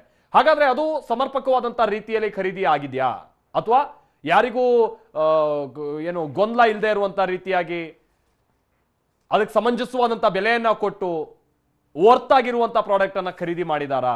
ನೋಡ್ತಾ ಹೋಗೋಣ ಬನ್ನಿ. ಸಿದ್ದರಾಮಯ್ಯನವರು ಹೇಳಿರುವಂತ ಪ್ರಕಾರವಾಗಿ ರಾಜ್ಯ ಸರ್ಕಾರ 10 ಲಕ್ಷ ಮಾಸ್ಕ್ಗಳನ್ನ ಖರೀದಿ ಮಾಡಿದಾರಂತೆ. ಬಹುಶಃ ಇದರಲ್ಲಿ ಸರ್ಜಿಕಲ್ ಮಾಸ್ಕ್ ಕೂಡ ಬರುತ್ತೆ, N95 ಸೇರಿದಂತೆ ಬೇರೆ ಬೇರೆ ವೆರೈಟಿಯ ಮಾಸ್ಕ್ಗಳು ಕೂಡ ಸಿಗುತ್ತೆ. ಬಟ್ ಸಿದ್ದರಾಮಯ್ಯನವರು ಹೇಳಿರೋ ಪ್ರಕಾರವಾಗಿ 50 ರಿಂದ 60 ರೂಪಾಯಿಗೆ ಸಿಗ್ತಾ ಇದ್ದಂತಹ ಮಾಸ್ಕ್ಗೆ 126 ರೂಪಾಯಿಂದ 150 ರೂಪಾಯಿಯನ್ನ ಕೊಟ್ಟಿದ್ದಾರೆ. ಅಂದ್ರೆ ಬಹುತೇಕ 1 to ಡಬಲ್ಗಿಂತ ಒಂದು ಸ್ವಲ್ಪ ಜಾಸ್ತಿನೇ. ಥರ್ಮಲ್ ಸ್ಕ್ಯಾನರ್ ಬೆಲೆ 1500 ರೂಪಾಯಿಯಿಂದ 4000 ರೂಪಾಯಿ ತನಕ ಇದೆ. ಥರ್ಮಲ್ ಸ್ಕ್ಯಾನರ್ ನಿಮ್ಗೆ ಗೊತ್ತಿರ್ಬೋದು, ನೀವು ಎಲ್ಲೇ ಕಚೇರಿಗೆ ಹೋದಂತ ಸಂದರ್ಭ ಅಥವಾ ರೈಲ್ವೆ ಸ್ಟೇಷನ್ ಮತ್ತೊಂದು ಕಡೆ ಹೋದಂತ ಸಂದರ್ಭದಲ್ಲಿ ನಿಮ್ಮ ಹಣೆಗೆ ಒಂದು ಡಿವೈಸ್ ಅನ್ನ ಇಟ್ಟು ಟೆಂಪರೇಚರ್ ಎಷ್ಟಿದೆ ಅಂತ ಹೇಳಿ ದಾಖಲಾಗುತ್ತಲ್ಲ, ಸೊ ಥರ್ಮಲ್ ಸ್ಕ್ಯಾನರ್ಗಳು. ಆದ್ರೆ ರಾಜ್ಯ ಸರ್ಕಾರ ಒಂದೊಂದು ಥರ್ಮಲ್ ಸ್ಕ್ಯಾನರ್ಗೆ 5945 ರೂಪಾಯಿಯಷ್ಟು ಹಣವನ್ನ ಕೊಟ್ಟಿರೋದನ್ನ ಕೋಟ್ ಮಾಡಿದ್ದಾರೆ. ಯಾಕಿಷ್ಟು ಹೆಚ್ಚಿನ ಹಣವನ್ನ ಕೊಟ್ಟಿದ್ದಾರೆ? ಸಿದ್ದರಾಮಯ್ಯನವರು ಮಾಡ್ತಾ ಇರುವ ಪ್ರಶ್ನೆ ಇದು. ಸ್ಯಾನಿಟೈಸರ್ಗೆ ಒಂದೊಂದು ಇಲಾಖೆ ಒಂದೊಂದು ದರವನ್ನ ಹೇಳ್ತಾ ಇದೆ. ಸಹಜವಾಗಿ ಬೇರೆ ಬೇರೆ ಇಲಾಖೆಯವರು ಕೂಡ ಸ್ಯಾನಿಟೈಸರ್ ಅನ್ನ ಖರೀದಿ ಮಾಡುವಂತ ಸಂದರ್ಭದಲ್ಲಿ 500 ml ಸ್ಯಾನಿಟೈಸರ್ಗೆ ಆರೋಗ್ಯ ಇಲಾಖೆ 250 ರೂಪಾಯಿ ಕೊಟ್ಟಿದೆ. ಅಂದ್ರೆ 1 ಲೀಟರ್ಗೆ 500 ರೂಪಾಯಿ ಲೆಕ್ಕದಲ್ಲಿ. ಸಮಾಜ ಕಲ್ಯಾಣ ಇಲಾಖೆ 650 ರೂಪಾಯಿ ಕೊಟ್ಟಿದೆ. ಎಲ್ಲಿ 250 ರೂಪಾಯಿ, ಎಲ್ಲಿ 650 ರೂಪಾಯಿ? ಖರೀದಿ ಮಾಡಿರೋದು ಅದೇ ತೆರನ ಅಂತ ಸ್ಯಾನಿಟೈಸರ್. ಅಂಥದ್ರಲ್ಲಿ 650 ರೂಪಾಯಿ ಕೊಟ್ಟು ಖರೀದಿ ಮಾಡಿರುವಂಥದ್ದು ಏನು ಬಹಳ ಕ್ವಾಲಿಟಿ ಇರುವಂತಹ ಸ್ಯಾನಿಟೈಸರ? ಗೊತ್ತಿಲ್ಲ, ನಾವು ಸರ್ಕಾರದ ಕಡೆಯಿಂದ ನಾವು ನಿರೀಕ್ಷೆ ಮಾಡಬೇಕು. HFNC ಆಕ್ಸಿಜನ್ 300 ಯೂನಿಟ್ ಅನ್ನ ಖರೀದಿ ಮಾಡಿದ್ದಾರೆ. ಆಕ್ಸಿಜನ್ ಯೂನಿಟ್ಗಳಿಗೆ ಸಂಬಂಧಪಟ್ಟಂತೆ ಒಂದು ಡಿವೈಸ್ಗೆ 4,30,000 ರೂಪಾಯಿಯಷ್ಟು ಹಣವನ್ನ ಕೊಟ್ಟಿದ್ದಾರೆ. ಆಕ್ಸಿಜನ್ಗೆ ಕಿಟ್ಗಳಿಗೆ ಸಂಬಂಧಪಟ್ಟ ಹಾಗೆ ಕೇರಳದವರು, ನಮ್ಮ ಪಕ್ಕದ ರಾಜ್ಯದವರು, ಇದೇ ಡಿವೈಸ್ಗೆ 2 ಲಕ್ಷ ರೂಪಾಯಿ ಕೊಟ್ಟಿದ್ದಾರೆ. ನಾವು 4.5 ಲಕ್ಷಕ್ಕಿಂತ ಅಧಿಕ ಹಣವನ್ನ ಕೊಟ್ಟಿದ್ದೀವಿ. ಇದೆಂಗ್ ಸಾಧ್ಯ? ಇದರಲ್ಲಿ ಅವ್ಯವಹಾರ ಆಗಿಲ್ವಾ ಅನ್ನುವಂತ ಪ್ರಶ್ನೆಯನ್ನ ಇಲ್ಲಿ ಸಿದ್ದರಾಮಯ್ಯನವರು ಇಟ್ಟಿದ್ದಾರೆ. ನಾವು ಅದೇ ಉತ್ತರವನ್ನ ನಿರೀಕ್ಷೆ ಮಾಡ್ತಾ ಇರುವಂತದ್ದು. ಅದಕ್ಕೆ ಸಂಬಂಧಪಟ್ಟಂತೆ ನೋಡೋಣ, ಇನ್ನೇನು ಕೆಲವೇ ಹೊತ್ತಲ್ಲಿ ಪ್ರೆಸ್ ಮೀಟ್ ಕೂಡ ಇದೆ. ಮುಂದುವರೆದ ಭಾಗವಾಗಿ ಮಾರ್ಕೆಟ್ ದರ ಜೊತೆಗೆ ಸರ್ಕಾರ ಕೊಟ್ಟಿರುವಂತ ದರದ ವಿಚಾರವಾಗಿ ನಾವು ನೋಡ್ತಾ ಹೋಗೋಣ. 1,000 ವೆಂಟಿಲೇಟರ್ನ ಮಾರ್ಕೆಟ್ ದರ 40 ಕೋಟಿ ರೂಪಾಯಿ. ಬಹುಶಃ ಇಲ್ಲಿ 4 ಲಕ್ಷ ರೂಪಾಯಿ ಅಂತ ಹಿಡಿದಂತ ಸಂದರ್ಭದಲ್ಲಿ 40 ಕೋಟಿ ರೂಪಾಯಿ ಮಾರ್ಕೆಟ್ ದರ. ಆದ್ರೆ ಇದು ಸಿದ್ದರಾಮಯ್ಯನವರು ಹೇಳಿರುವಂತ ಲೆಕ್ಕಾಚಾರ. ಆದ್ರೆ ಸರ್ಕಾರ ಕೊಟ್ಟಿರುವಂತ ದರ ಎಷ್ಟು? 1,000 ವೆಂಟಿಲೇಟರ್ ಖರೀದಿ ಮಾಡುವಂತ ಸಂದರ್ಭದಲ್ಲಿ ಸರ್ಕಾರ ವಹಿಸ್ತಾ ಇರುವಂತದ್ದು 120 ಕೋಟಿ. ಅಲ್ಲಿಗೆ ವೆಂಟಿಲೇಟರ್ ಒಂದೇ ವಿಚಾರವಾಗಿ 80 ಕೋಟಿಗೂ ಅಧಿಕ ಹಣವನ್ನ ಸರ್ಕಾರ ವಹಿಸಿದೆ. ಸಿದ್ದರಾಮಯ್ಯನವರು ಅಥವಾ ಕಾಂಗ್ರೆಸ್ ಮಾಡ್ತಾ ಇರುವಂತಹ ಆರೋಪ ಇದು. 10 ಲಕ್ಷ N95 ಮಾಸ್ಕ್ಗಳ ಮಾರ್ಕೆಟ್ ದರ 20 ಕೋಟಿ ರೂಪಾಯಿ. 10 ಲಕ್ಷ N95 ಮಾಸ್ಕ್, ಈ ಸರ್ಜಿಕಲ್ ಮಾಸ್ಕ್ ಎಲ್ಲ ಬೇಡ ಬಿಡಿ, ಒಳ್ಳೆ ಕ್ವಾಲಿಟಿ ಇರುವಂತಹ, ಜೊತೆಗೆ ಈಗ ಮೊನ್ನೆ ಹೇಳಿದೆ N95 ಮಾಸ್ಕ್ ಅನ್ನ ಯಾರೋ ಅಂತ ಧರಿಸೋದಕ್ಕೆ ಹೋಗ್ಬೇಡಿ, ಅದಕ್ಕಿಂತ 2 ಲೇಯರ್ನ ಬಟ್ಟೆನೆ ಒಳ್ಳೇದು ಅಂತೇಳಿ ಮೊನ್ನೆ ಕೇಂದ್ರ ಆರೋಗ್ಯ ಇಲಾಖೆನೇ ಹೇಳಿದೆ. ಬಟ್ ಮುಂಚೆಯಿಂದ ಎಲ್ಲರೂ ಕೂಡ ಪ್ರಿಫರ್ ಮಾಡ್ತಾ ಇದ್ದಂಥದ್ದು N95 ಮಾಸ್ಕ್. ಆದ್ರೆ ಸರ್ಕಾರ ಕೊಟ್ಟಿರುವಂತಹ ಹಣ 10 ಲಕ್ಷ N95 ಮಾಸ್ಕ್ಗೆ 40 ಕೋಟಿ. ಮಾರ್ಕೆಟ್ ದರಕ್ಕಿಂತ ಡಬಲ್ ಆಯ್ತು. 5,000 ಆಕ್ಸಿಜನ್ ಸಿಲಿಂಡರ್ಗೆ ಮಾರ್ಕೆಟ್ ದರ ಇರುವಂತದ್ದು 43 ಕೋಟಿ. ಆಕ್ಸಿಜನ್ ಸಿಲಿಂಡರ್ಗಳು ಬಹಳ ಬೇಕಾಗುತ್ತೆ ಇಂಥ ಟೈಮ್ನಲ್ಲಿ. ಯಾಕಂತಂದ್ರೆ ಬಹಳ ಶ್ವಾಸಕೋಶಕ್ಕೆ ಸಂಬಂಧಪಟ್ಟಂತೆ ಸಮಸ್ಯೆನೇ ಉಲ್ಬಣ ಆಗುವಂತ ಕಾರಣದಿಂದಾಗಿ ಉಸಿರಾಟದ ಸಮಸ್ಯೆ ಬಹಳ ಆದಾಗ ಆಕ್ಸಿಜನ್ ಯೂನಿಟ್ಗಳು ಬೇಕಾಗುತ್ತೆ. ಆದ್ರೆ ಸರ್ಕಾರ ಕೊಟ್ಟಿರುವಂತದ್ದು ಅದೇ 5,000 ಆಕ್ಸಿಜನ್ ಸಿಲಿಂಡರ್ಗೆ ಸರ್ಕಾರ ಕೊಟ್ಟಿರುವಂತಹ ಹಣ 80 ಕೋಟಿ, ಮಾರ್ಕೆಟ್ ದರ 43 ಕೋಟಿ. ಬಹುತೇಕ 1 to ಡಬಲ್ ಹಣವನ್ನ ಈ ವಿಚಾರವಾಗಿಯೂ ಕೂಡ ವ್ಯಯಿಸಿದ್ದಾರೆ ಅನ್ನುವಂಥ ಆರೋಪವನ್ನ ಮಾಡಲಾಗ್ತಾ ಇದೆ. 6.2 ಲಕ್ಷ ಕೋವಿಡ್-19 ಟೆಸ್ಟ್ ಕಿಟ್ಗೆ ಮಾರ್ಕೆಟ್ ದರ, ಟೆಸ್ಟ್ ಮಾಡುವಂತ ಕಿಟ್ಗಳಿರುತ್ತಲ್ವಾ, ಅದರ ಮಾರ್ಕೆಟ್ ದರ 6.2 ಲಕ್ಷ ಕಿಟ್ಗಳನ್ನ ಖರೀದಿ ಮಾಡುವಂತ ಸಂದರ್ಭದಲ್ಲಿ 248 ಕೋಟಿ ರೂಪಾಯಿ ಮಾರ್ಕೆಟ್ ದರ. ಬಟ್ ಸರ್ಕಾರ ಹಾಗಾದ್ರೆ ವ್ಯಯಿಸಿರುವಂತದ್ದೆಷ್ಟು? 530 ಕೋಟಿ ರೂಪಾಯಿ. 1 to ಡಬಲ್ಗೂ ಅಧಿಕ ಹಣವನ್ನು ವ್ಯಯಿಸಿದ್ದಾರೆ ಅನ್ನುವಂಥದ್ದು. ಇದನ್ನ ಸರ್ಕಾರದ ವಿರುದ್ಧವಾಗಿ ಪ್ರತಿಪಕ್ಷಗಳು, ಅದರಲ್ಲೂ ಕಾಂಗ್ರೆಸ್, ಅದರಲ್ಲೂ ಸಿದ್ದರಾಮಯ್ಯನವರು, ಡಿ ಕೆ ಶಿವಕುಮಾರ್ ಅವರು ಮಾಡ್ತಾ ಇರುವಂತಹ ಆರೋಪ. ಬಹುತೇಕ ಈ ಆರೋಪಗಳಲ್ಲಿ ನಾವು ನೋಡಿದಂತ ಸಂದರ್ಭದಲ್ಲಿ ಮಾರ್ಕೆಟ್ ದರ ಜೊತೆಗೆ ಸರ್ಕಾರ ವಹಿಸಿರುವಂತಹ ಹಣವನ್ನು ನೋಡಿದಾಗ 1 to ಡಬಲ್ ಅಂತೂ ಸ್ಪಷ್ಟವಾಗಿ ಗೊತ್ತಾಗ್ತಾ ಇದೆ. ದುಪ್ಪಟ್ಟು ಹಣವನ್ನ ಇಲ್ಲಿ ಸರ್ಕಾರ ವ್ಯಯಿಸಿದೆ ಅನ್ನುವಂಥದ್ದನ್ನ. ಹಾಗಾದ್ರೆ ಅದಕ್ಕೆ ಸರ್ಕಾರ ಕೊಡಬಹುದಾದಂತ ಕಾರಣಗಳೇನು ಅನ್ನುವಂಥದ್ದನ್ನ ನಾವು ನಿರೀಕ್ಷೆ ಮಾಡ್ತಾ ಇದೀವಿ. ಅಂತ ಕ್ವಾಲಿಟಿ ಏನಿದೆ ಎತ್ತ ಅನ್ನುವಂಥದ್ದನ್ನ ಸ್ಪಷ್ಟವಾಗಿ ಅದಕ್ಕೆ ಸಂಬಂಧಪಟ್ಟಂತೆ ಯಾರು ಎಕ್ಸ್ಪರ್ಟ್ಗಳು ಇರ್ತಾರೋ ಅವರು ಮುಖ್ಯವಾಗಿನೇ ಹೇಳಿಸಬೇಕಾದಂತ ಕೆಲಸವನ್ನು ಕೂಡ ಸರ್ಕಾರ ಮಾಡಬೇಕು. ಸುಮ್ಮನೆ 30,000 ರೂಪಾಯಿ ಮೊಬೈಲು, 1 ಲಕ್ಷ ರೂಪಾಯಿ ಮೊಬೈಲು ಅಂತ ಹೇಳ್ಕೊಂಡ್ರೆ ಅದು ಮತ್ತೆ ನಾನು ಮೊದಲೇ ಹೇಳಿದಂಗೆ ಗಾಳಿಲಿ ಗುಂಡಾರಿಸ್ದಂಗೆ ಆಗುತ್ತೆ. ಅದಕ್ಕೆ ಸ್ಪಷ್ಟವಾದಂತ ಏನೇನಂತ ಸ್ಪೆಸಿಫಿಕೇಶನ್ಸ್ಗಳಿದೆ ಅನ್ನುವಂಥದ್ದನ್ನ ಸರ್ಕಾರ ಇಲ್ಲಿ ಹೇಳಬೇಕಾದಂತ ಅನಿವಾರ್ಯತೆ ಇದೆ.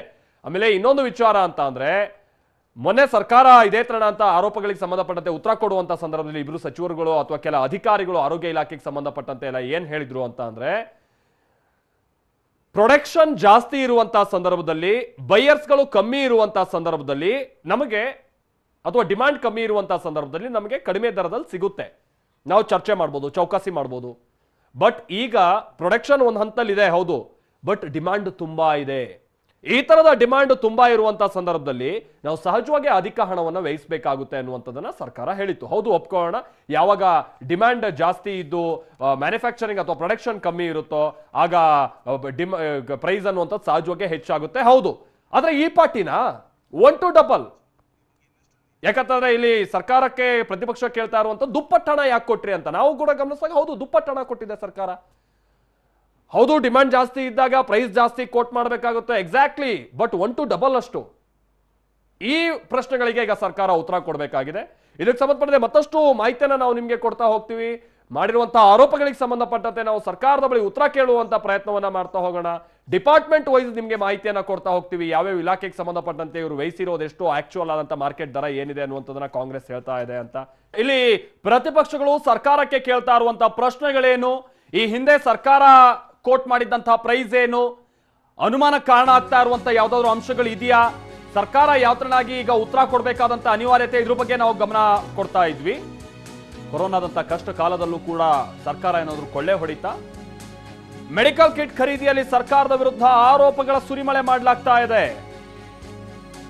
ಮಾಜಿ ಸಿಎಂ ಸಿದ್ದರಾಮಯ್ಯನವರು ಸರ್ಕಾರದ ವಿರುದ್ಧ ಹಗರಣದ ಬಾಂಬ್ ಅನ್ನ ಸಿಡಿಸಿದ್ದಾರೆ. ಇಲಾಖಾವಾರು ನಡೆದಿದೆ ಎನ್ನಲಾದಂತಹ ಹಗರಣಗಳ ದಾಖಲೆಯನ್ನ ಸಿದ್ದರಾಮಯ್ಯನವರು ಕೊಟ್ಟಿದ್ದಾರೆ. ನಾವು ಕೂಡ ನಿಮ್ಗೆ ಅದನ್ನ ಪೆನ್ ಟು ಪೆನ್ ಡೀಟೇಲ್ಸ್ ಅನ್ನ ಕೊಡ್ತಾ ಹೋಗ್ತೀವಿ. ಸರ್ಕಾರ ಕೊಟ್ಟ ಲೆಕ್ಕ ಏನು, ಸಿದ್ದರಾಮಯ್ಯನವರು ಕೊಟ್ಟಂತ ದಾಖಲೆಯಲ್ಲಿ ಏನಿದೆ, ಎರಡಕ್ಕೂ ತಾಳೆ ಆಗ್ತಾ ಇದೆಯಾ? ತಾಳೆ ಆಗ್ತಾ ಇಲ್ಲ. ಯಾವ ಮಟ್ಟಿಗೆ ತಾಳೆ ಆಗ್ತಾ ಇಲ್ಲ? ದುಪ್ಪಟ್ಟಿನ ಪ್ರಮಾಣದಲ್ಲಿ ತಾಳೆ ಆಗ್ತಾ ಇಲ್ಲ. ಹೀಗಾಗಿನೇ ಸಹಜವಾಗಿ ಜನಸಾಮಾನ್ಯರಲ್ಲಿ ಒಂದು ಅನುಮಾನ ಬರುತ್ತೆ, ಕೊರೋನಾ ಕಷ್ಟ ಕಾಲದಲ್ಲೂ ಕೊಳ್ಳೆ ಹೊಡೆಯೋಕೆ ನಿಂತುಬಿಟ್ಟಿತ್ತ ಸರ್ಕಾರ. ಅದು ಕೂಡ ಮುಖ್ಯಮಂತ್ರಿಗಳು ಅಷ್ಟೆಲ್ಲ ಗಮನ ಹರಿಸಿದ ನಂತರದಲ್ಲೂ ಕೂಡ ಅವರು ಆರ್ಡರ್ ಮಾಡ್ತಿದ್ರು, ಅವರೇ ಆಮೇಲೆ ಮಾನಿಟರ್ ಮಾಡ್ತಾ ಇದ್ರು. ಖರೀದಿ ಆಗಿಲ್ಲ, ಮತ್ತೊಂದು ಅವ್ರು ಹೇಳಿದ ಪ್ರಕಾರವಾಗಿ ಅಧಿಕಾರಿಗಳು ಸಚಿವರು ನಡೆದುಕೊಂಡಿಲ್ಲ ಅಂತ ಬಂದಂತ ಸಂದರ್ಭದಲ್ಲಿ ಅವರೇ ವಾರ್ನಿಂಗ್ ಕೊಡ್ತಾ ಇದ್ರು, ಕಣ್ಣಿಟ್ಟಿದ್ರು. ಇಷ್ಟೆಲ್ಲ ಆದ್ರೂ ಕೂಡ ಈ ತರದ ಗೋಲ್ಮಾಲ್ ಆಗಿದ್ಯಾ? ಈಗ ಅದಕ್ಕೆ ಸರ್ಕಾರ ಉತ್ತರ ಕೊಡಬೇಕು. ಯಾಕೆಂತಂದ್ರೆ ನಾವು ಜನಸಾಮಾನ್ಯರು, ಇಡೀ ರಾಜ್ಯದ ಜನ ಅದರ ನಿರೀಕ್ಷೆಯಲ್ಲಿ ಇದೀವಿ. ಯಾಕಂತ ಅಂದ್ರೆ ಅಕಸ್ಮಾತ್ ಇಲ್ಲಿ ಏನಾದ್ರೂ ಹಗರಣ ಆಗಿ ದುಡ್ಡನ್ನ ಅಧಿಕಾರಿಗಳು ಸಚಿವರು ಕೊಳ್ಳೆ ಹೊಡೆದಿದ್ರು ಕೂಡ ಅದು ಸರ್ಕಾರದ ದುಡ್ಡೇನಲ್ಲ, ನಮ್ ದುಡ್ಡು, ನಾವು ತೆರಿಗೆ ಮುಖೇನವಾಗಿ ಕಟ್ಟಿರುವಂತಹ ದುಡ್ಡು. ಹಾಗಾಗಿ ಇಲ್ಲಿ ಉತ್ತರ ಕೇಳೋದಕ್ಕೆ ಪ್ರತಿಯೊಬ್ಬ ವ್ಯಕ್ತಿಗೂ ಕೂಡ ಹಕ್ಕಿದೆ. ಹಾಗೆ ಇರುವಂತ ಗೊಂದಲಗಳನ್ನ ನಿವಾರಣೆ ಮಾಡಬೇಕಾದಂತಹ ಜವಾಬ್ದಾರಿ ಕೂಡ ಸರ್ಕಾರದ್ದು. ವೈದ್ಯಕೀಯ ಶಿಕ್ಷಣ ಇಲಾಖೆಯಿಂದ 815 ಕೋಟಿ ಖರ್ಚಾಗಿದೆಯಂತೆ. ಇದರಲ್ಲಿ ಉಪಕರಣಗಳು ಸೇರಿದ ಹಾಗೆ ಇತರ ವಸ್ತುಗಳ ಖರೀದಿ ಆಗಿದೆ ಅನ್ನುವಂಥದ್ದನ್ನ ಸರ್ಕಾರ ಇಲ್ಲಿ ಇಲಾಖೆ ಮುಖೇನವಾಗಿ ಮೊನ್ನೆ ಮಾಹಿತಿಯನ್ನ ಕೊಟ್ಟಿತ್ತು. ಆದ್ರೆ ಇದಕ್ಕೆ 815 ಕೋಟಿ ರೂಪಾಯಿ ಖರ್ಚಾಗಿದೆ ಅಂತ ಸರ್ಕಾರ ಹೇಳ್ತಾ ಇದೆ. ಇದರಲ್ಲಿ 13 ಸರ್ಕಾರಿ ಮೆಡಿಕಲ್ ಕಾಲೇಜ್ಗಳಿಗೆ ಉಪಕರಣಗಳನ್ನ ಕೊಡಲಾಗಿದೆ ಅನ್ನುವಂಥದ್ದನ್ನ ಕೂಡ ಇಲ್ಲಿ ಇಲಾಖೆ ಹೇಳ್ತಾ ಇದೆ. ಆದ್ರೆ ಇದರಲ್ಲಿ ಅವ್ಯವಹಾರ ನಡೆದಿದೆ ಅಂತ ಸಿದ್ದರಾಮಯ್ಯನವರು ಆರೋಪ ಮಾಡ್ತಾ ಇದ್ದಾರೆ. 13 ಸರ್ಕಾರಿ ಕಾಲೇಜ್ಗಳಿಗೆ ಅಂದ್ರೆ ಮೆಡಿಕಲ್ ಕಾಲೇಜ್ಗಳಿಗೆ 815 ಕೋಟಿ ರೂಪಾಯಿ ವ್ಯಯಿಸಿದೀವಿ ಅಂತ ಹೇಳ್ತಾ ಇದ್ದಾರಲ್ಲ, 815 ಕೋಟಿ ರೂಪಾಯಿ ಅಲ್ಲ, ಇದರಲ್ಲಿ ಇಲ್ಲ ಅಂತ ಅಂದ್ರೂ 50%ಕ್ಕಿಂತ ಹೆಚ್ಚಿನ ಅವ್ಯವಹಾರ ಆಗಿದೆ. ಮಾರುಕಟ್ಟೆ ದರಕ್ಕಿಂತ ಡಬಲ್ ಪ್ರೈಸ್ ಅನ್ನ ಇವರು ವ್ಯಯಿಸಿದ್ದಾರೆ. ಮಾಸ್ಕ್, ಸ್ಯಾನಿಟೈಸರ್, ವೆಂಟಿಲೇಟರ್ಗಳು, gloves, testing kit, thermal scanner, ಹೀಗೆ ಬೇರೆ ಬೇರೆ ಖರೀದಿ ನಡೆದಿದೆಯಲ್ಲ. ಇದರಲ್ಲಿ 815 ಕೋಟಿ ರೂಪಾಯಿ ಆಗಿದೆ ಅಂತ ವೈದ್ಯಕೀಯ ಶಿಕ್ಷಣ ಖಾತೆಯ ಇಲಾಖೆ, ವೈದ್ಯಕೀಯ ಶಿಕ್ಷಣ ಖಾತೆ ಹೇಳ್ತಾ ಇದೆ.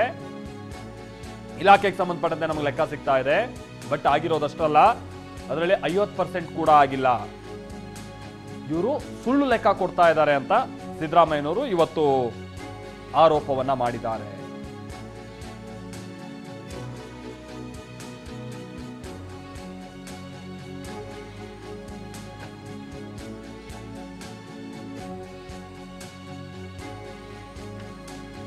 ಹಾಗಾದ್ರೆ ಪ್ರತಿ ಇಲಾಖೆಗೆ ಸಂಬಂಧಪಟ್ಟ ಹಾಗೆ ಏನೇನು ಅವ್ಯವಹಾರ ಆಗಿದೆ ಅನ್ನುವಂತ ಆರೋಪವನ್ನ ಇಲ್ಲಿ ಪ್ರತಿಪಕ್ಷಗಳು ನೀಡ್ತಾ ಇರುವಂತದ್ದು, ಆಯಾ ಇಲಾಖೆಗಳು ಹಿಂದೆ ಕೊಟ್ಟಿದ್ದಂತ ಲೆಕ್ಕ ಏನು, ಇದೆಲ್ಲದಕ್ಕೆ ಸಂಬಂಧಪಟ್ಟಂತೆ ಪ್ರತಿ ಇಲಾಖೆ ಕಡೆಗೂ ಕೂಡ ನಾವು ಗಮನ ಹರಿಸ್ತಾ ಹೋಗುವಂತಹ ಸಂದರ್ಭ ಇದು.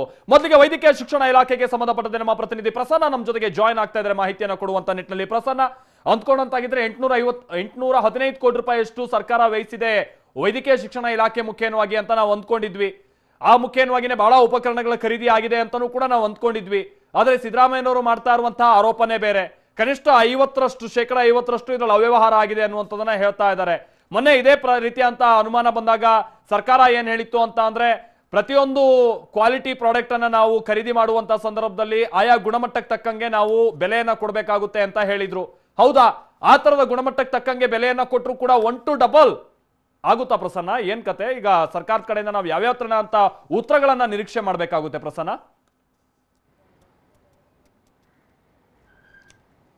ಮಾಲ್ತೇಶ್, ಸರ್ಕಾರ ಮತ್ತು ಆಯಾ ಇಲಾಖೆಗಳು ಇನ್ನಷ್ಟು ಪಾರದರ್ಶಕವಾಗಿದ್ರೆ ಸರ್ಕಾರದ ನಡೆ ಬಗ್ಗೆ, ಸಚಿವರ ನಡೆ ಬಗ್ಗೆ ಇಷ್ಟು ಅನುಮಾನಗಳು ಬರ್ತಾ ಇರಲಿಲ್ಲ.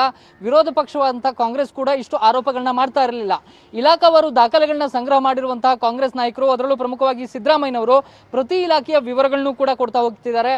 ಒಂದೊಂದು ಇಲಾಖೆಯಲ್ಲಿ ಎಷ್ಟೆಷ್ಟು ಅವ್ಯವಹಾರಗಳಾಗಿದೆ, ಎಷ್ಟು ವೆಚ್ಚಗಳಾಗಿದೆ ಮತ್ತು ಯಾವ ರೀತಿ ದರದ ವ್ಯತ್ಯಾಸವಾಗಿದೆ ಅನ್ನೋದನ್ನ ಪ್ರಮುಖವಾಗಿ ಉಲ್ಲೇಖ ಮಾಡ್ತಾ ಇದ್ದಾರೆ.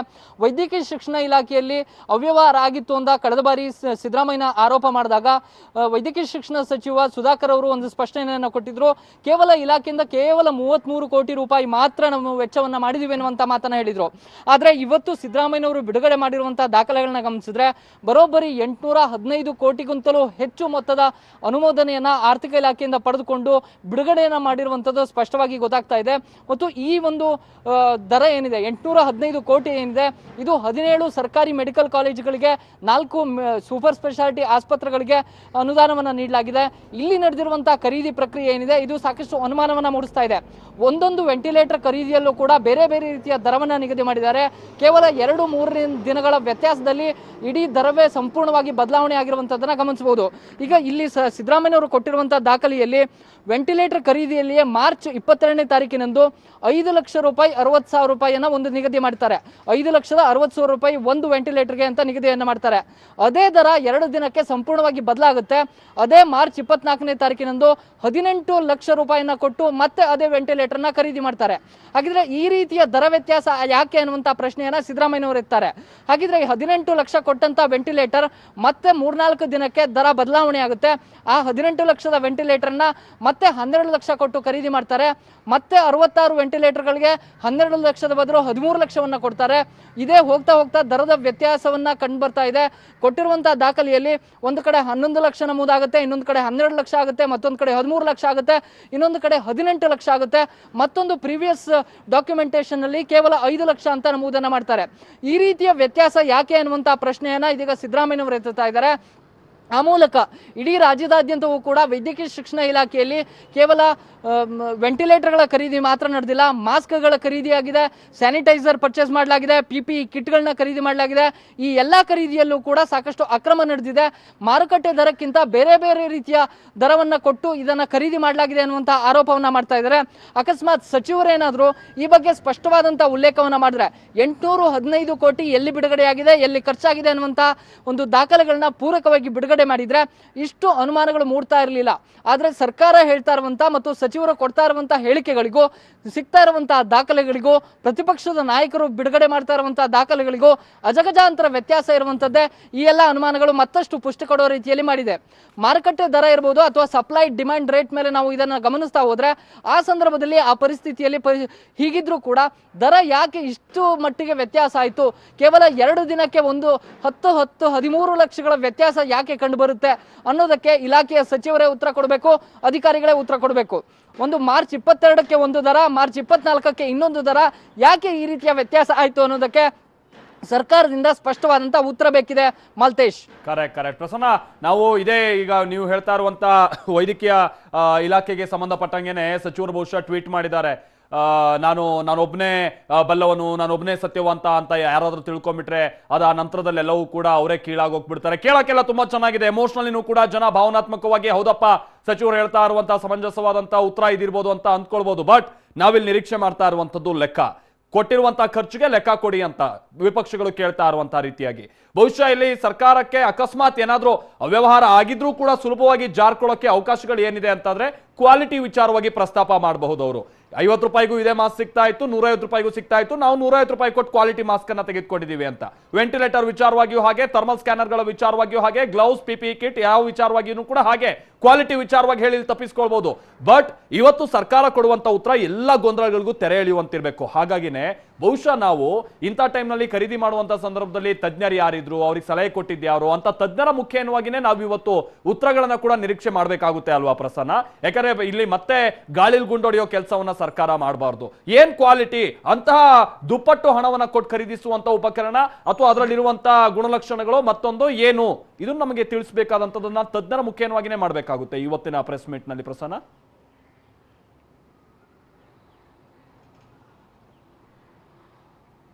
ಹೌದು ಮಾಲ್ತೇಶ್, ಈಗಾಗಲೇ ಸರ್ಕಾರ ಏನೆಲ್ಲ ಉಪಕರಣಗಳನ್ನ 12 ಅಂಶಗಳ ಖರೀದಿ ನಡೆದಿದೆ, ಇದೆಲ್ಲದರ ಗುಣಮಟ್ಟದ ಪರೀಕ್ಷೆಯನ್ನು ಕೂಡ ಮಾಡಬೇಕಾಗುತ್ತೆ.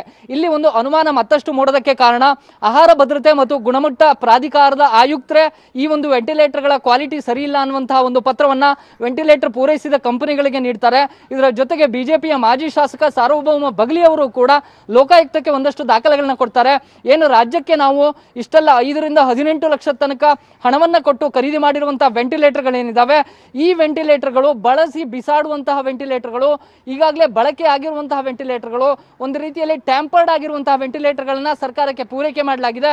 ತರಾತುರಿಯಲ್ಲಿ ಪೂರೈಕೆ ಮಾಡಬೇಕು ಅನ್ನುವಂಥ ಏಕೈಕ ಉದ್ದೇಶಕ್ಕೆ ಹೆಚ್ಚುವರಿ ದರವನ್ನು ಪಡೆದು ಅತ್ಯಂತ ಕಳಪೆ ಗುಣಮಟ್ಟದ ವೆಂಟಿಲೇಟರ್ಗಳನ್ನ ನೀಡಿದ್ದಾರೆ ಅನ್ನುವಂತಹ ಆರೋಪವನ್ನು ಮಾಡಲಾಗ್ತಾ ಇದೆ. ಈ ವೆಂಟಿಲೇಟರ್ಗಳ ಕ್ವಾಲಿಟಿ ಬಗ್ಗೆ ಅಥವಾ ಈ ಒಂದು ಮಾಸ್ಕ್ ಖರೀದಿಯಲ್ಲಿ ಆಗಿರುವಂತಹ ಅಥವಾ ಸರ್ಕಾರ ಪೂರೈಸಿರುವಂತಹ ಉಪಕರಣಗಳ ಸಂಪೂರ್ಣವಾದಂತಹ ಕ್ವಾಲಿಟಿಯನ್ನ ಸರ್ಕಾರ ಸ್ಪಷ್ಟಪಡಿಸ ಓಕೆ ಸಂಪರ್ಕ ಕಡಿತಾ ಆಯ್ತು ಅಂತ ಕಾಣಿಸುತ್ತೆ. ಬಹಳಷ್ಟು ವಿಚಾರಗಳನ್ನ ನಮ್ಮ ಪ್ರತಿನಿಧಿ ಪ್ರಸನ್ನ ಕೂಡ ಉಲ್ಲೇಖ ಮಾಡ್ತಾ ಹೋದ್ರು. ನಾವು ಕೂಡ ಸರ್ಕಾರದ ಕಡೆಯಿಂದ ಕ್ವಾಲಿಟಿ ಏನಿದೆ, ಯಾವ ತರದ ವ್ಯತ್ಯಾಸ ಇದೆ, ಇದೆಲ್ಲವನ್ನು ಕೂಡ ಗಮನಿಸುವಂತ ನಿಟ್ಟಿನಲ್ಲಿ ತಜ್ಞರ ಮುಖೇನವಾಗಿಯೂ ಕೂಡ ಮಾಹಿತಿಯನ್ನ ನಾವು ನಿರೀಕ್ಷೆ ಮಾಡ್ತಾ ಇದ್ದೀವಿ. ಇದೆಲ್ಲದರ ಜೊತೆಗೆ ಇನ್ನೊಂದು ಇಲಾಖೆ ಕಡೆಗೆ ನಾವು ಗಮನ ಹರಿಸ್ತಾ ಹೋಗೋಣ. 1100 ಕೋಟಿ ಖರ್ಚು ಮಾಡಿರುವಂತ ಕಾರ್ಮಿಕ ಇಲಾಖೆ. ಕಾರ್ಮಿಕ ಇಲಾಖೆ ಕಚೇರಿಯಲ್ಲಿ ದೊಡ್ಡ ಹಗರಣ ಏನಾದ್ರೂ ನಡೆದಿದ್ಯಾ? ನಾವು ಇದ್ರ ಬಗ್ಗೆ ಈ ಕಾರ್ಮಿಕ ಇಲಾಖೆಯ ವಿರುದ್ಧ ಅಂತ ಅನುಮಾನವನ್ನ ನಾವು ಇನ್ನೊಂದು ಹಂತದಲ್ಲಿ ನಾವು ನೋಡ್ಬೇಕಾಗುತ್ತೆ. ಆಗಿದ್ರು ಆಗಿರ್ಬೋದು ಅನ್ನೋ ಲೆಕ್ಕಕ್ಕೆ. ಯಾಕೆ ಗೊತ್ತಾ, ಕಾರ್ಮಿಕ ಸಚಿವ ಶಿವರಾಮ್ ಹೆಬ್ಬಾರ್ ಅವರು ಇದಕ್ಕೆ ಉತ್ತರ ಕೊಡ್ಬೇಕು. ಹೌದು, ಈ ಹಿಂದೆ ನೀವು ಗಮನಿಸಿರ್ಬೋದು, ಕಾರ್ಮಿಕ ಇಲಾಖೆಯಿಂದ ಒಂದಷ್ಟು ಕಿಟ್ಗಳನ್ನ ಕೊಡ್ತಾ ಇದ್ರಲ್ಲ, ಆ ಕಿಟ್ಗಳಲ್ಲೂ ಕೂಡ ಕೆಲ ಜನಪ್ರತಿನಿಧಿಗಳು ತಮ್ಮ ಫೋಟೋ ಹಾಕೊಂಡು ಹಲವರಿಗೆ ಅದನ್ನ ಅವರು ವಿತರಿಸಿದ್ದಾರೆ. ಅದಾದ್ಮೇಲೆ ಇದೇ ಕಿಟ್ಗಳನ್ನ 100 ರೂಪಾಯಿ 150 ರೂಪಾಯಿಗೂ ಅಂತೇಳಿ ಮಾರಾಟ ಮಾಡ್ಕೊಂಡಿದ್ದಾರೆ ಕಾರ್ಮಿಕ ಇಲಾಖೆ ಕಿಟ್ಗಳನ್ನ. ಅವತ್ತು ಅದನ್ನು ಕೂಡ ಕಾಂಗ್ರೆಸ್ ಅಥವಾ ಸಿದ್ದರಾಮಯ್ಯನವರು ಇದೇ ಆರೋಪವನ್ನ ಮಾಡಿದ್ರು. ಅದಕ್ಕೆ ಸಂಬಂಧಪಟ್ಟಂತೆ ನಮಗೊಂದಷ್ಟು ದಾಖಲಾತಿಯೂ ಕೂಡ ಏನೋ ಅವ್ಯವಹಾರ ಆಗಿದೆ ಅನ್ನುವಂತ ಮಟ್ಟಿಗಿನ ಅನುಮಾನವೂ ಕೂಡ ಅವತ್ತೇ ವ್ಯಕ್ತ ಆಗಿತ್ತು. ಹಿಂಗ ಕಾರ್ಮಿಕ ಇಲಾಖೆ ವಿಚಾರವಾಗಿ ಜನರಿಗೆ ಸಪರೇಟ್ ಆದಂತ ಮತ್ತೊಂದು ಡೌಟ್ ಇದೆ, ಆಗಿರ್ಬೋದು ಅನ್ನೋ ಲೆಕ್ಕಕ್ಕೆ. ಹೀಗಾಗಿನೇ ಇಲ್ಲಿ ಸರ್ಕಾರ ಕಾರ್ಮಿಕ ಇಲಾಖೆಗೆ ಸಂಬಂಧಪಟ್ಟಂತೆ ಬಹಳ ಸ್ಪಷ್ಟವಾದಂತ ಉತ್ತರವನ್ನ ಕೊಡಬೇಕು. ಶಿವರಾಜ್ ಕುಮಾರ್ ನಮ್ಮ ಪ್ರತಿನಿಧಿ ಇದಕ್ಕೆ ಸಂಬಂಧಪಟ್ಟಂತೆ ಮತ್ತಷ್ಟು ಡೀಟೇಲ್ಸ್ ಅನ್ನ ಕೊಡ್ತಾರೆ. ಪರ್ಟಿಕ್ಯುಲರ್ ಆಗಿ ಇಲ್ಲಿ ಕಾರ್ಮಿಕ ಇಲಾಖೆ ವಿರುದ್ಧವಾಗಿ ಕೇಳ್ಬರ್ತಾ ಇರುವಂತಹ ಆರೋಪಕ್ಕೆ ಸಂಬಂಧಪಟ್ಟಂತೆ ಶಿವು, ಕಾರ್ಮಿಕ ಇಲಾಖೆ ವಿಚಾರವಾಗಿ ನಮಗೆ ಸಪರೇಟ್ ಆದಂತ ಡೌಟ್ ಇದೆ. ಇದಕ್ಕೆ ಏನ್ ಕಾರಣ ಅಂತ ಅಂದ್ರೆ ನಿಮಗೂ ಕೂಡ ತಿಳಿದಿರ್ಬೋದು, ಹಿಂದೆ ಎಲ್ಲ ಕಾರ್ಮಿಕ ಇಲಾಖೆ ಕಿಟ್ ಮೇಲೆ ಜನಪ್ರತಿನಿಧಿಗಳು ತಮ್ಮ ಫೋಟೋ ಹಾಕೊಂಡು ಬೇರೆಯವರಿಗೆ ವಿತರಿಸಿದ್ದು, ಆಮೇಲೆ ಕಾರ್ಮಿಕ ಇಲಾಖೆ ಕಿಟ್ ಅನ್ನ ದುಡ್ಡಿಗೆ ಮಾರಾಟ ಮಾಡ್ಕೊಳ್ತಾ ಇದ್ದಾರೆ ಅನ್ನುವಂತ ಆರೋಪ ಇದೆಲ್ಲ ಹಿಂದೆಯಿಂದನೂ ಕೂಡ ಕೇಳ್ಬಂದಂತದ್ದೇ. ಬಟ್ ಅದರ ಜೊತೆಗೇನೆ 1100 ಕೋಟಿ ರೂಪಾಯಿ ಖರ್ಚಾಗಿದೆಯಲ್ಲ, ಇದರಲ್ಲೂ ಬಹಳ ಆರೋಪ ಆಗಿದೆ ಅನ್ನುವಂಥದ್ದನ್ನ ಸಿದ್ದರಾಮಯ್ಯನವರು ಮಾಡ್ತಾ ಇದ್ದಾರೆ. ಇಲ್ಲಿ ಕಾರ್ಮಿಕ ಇಲಾಖೆಯಿಂದ ನಾವು ಯಾವ್ಯಾವ ತರಣ ಅಂತ ಉತ್ತರವನ್ನ ಈಗ ನಿರೀಕ್ಷೆ ಮಾಡಬೇಕಾಗುತ್ತೆ, ಸಮಂಜಸವಾಗಿರುವಂತಹ ಉತ್ತರಗಳನ್ನ ಇದಕ್ಕೆ ಸಂಬಂಧಪಟ್ಟಂತೆ ಶಿವು?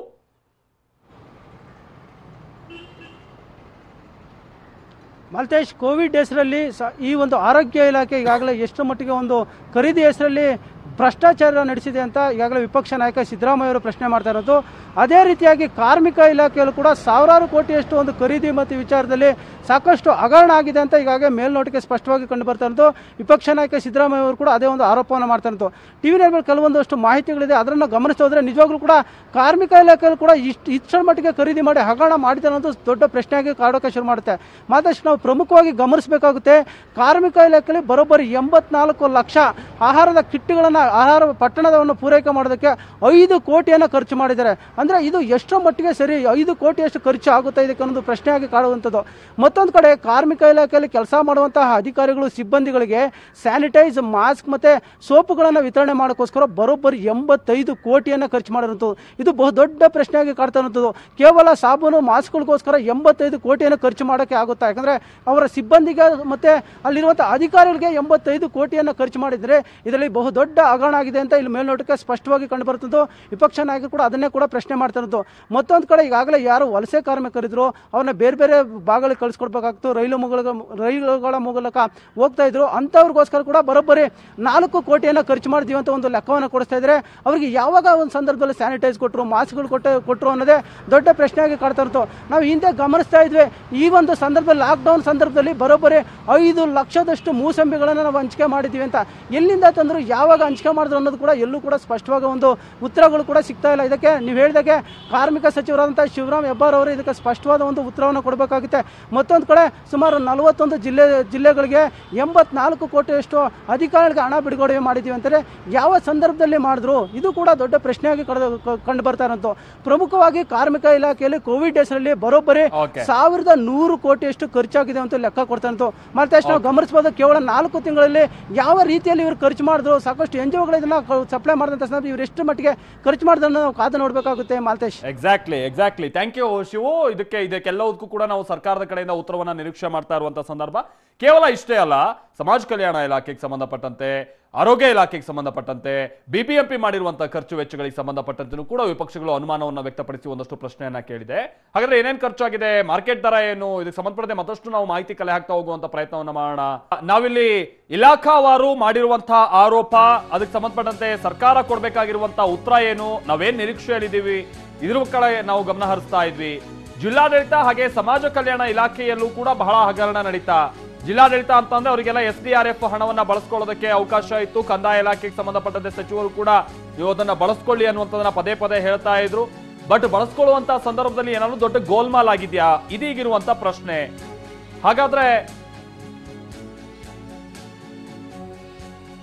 ಸಿದ್ದರಾಮಯ್ಯನವರು ಕೊಟ್ಟಿರುವಂತ ಲೆಕ್ಕ ಏನು, ಸರ್ಕಾರ ನಿಜವಾಗಿಯೂ ವ್ಯಯಿಸಿರೋದು ಎಷ್ಟು, ಸರ್ಕಾರ ಈ ಎರಡಕ್ಕೆ ಸಂಬಂಧಪಟ್ಟಂತೆ ಆಯಾ ಜಿಲ್ಲಾಡಳಿತಗಳಿಗೆ ಸಂಬಂಧಪಟ್ಟ ಹಾಗಿನ ಲೆಕ್ಕ, ಆಮೇಲೆ ಸಮಾಜ ಕಲ್ಯಾಣ ಇಲಾಖೆಗೆ ಸಂಬಂಧಪಟ್ಟಂತೆ ಮಾಡಿರುವಂತಹ ಖರ್ಚು, ಇದಕ್ಕೆ ಸಂಬಂಧಪಟ್ಟಂತೆ ಸರ್ಕಾರ ಏನು ಉತ್ತರ ಕೊಡಬಹುದು?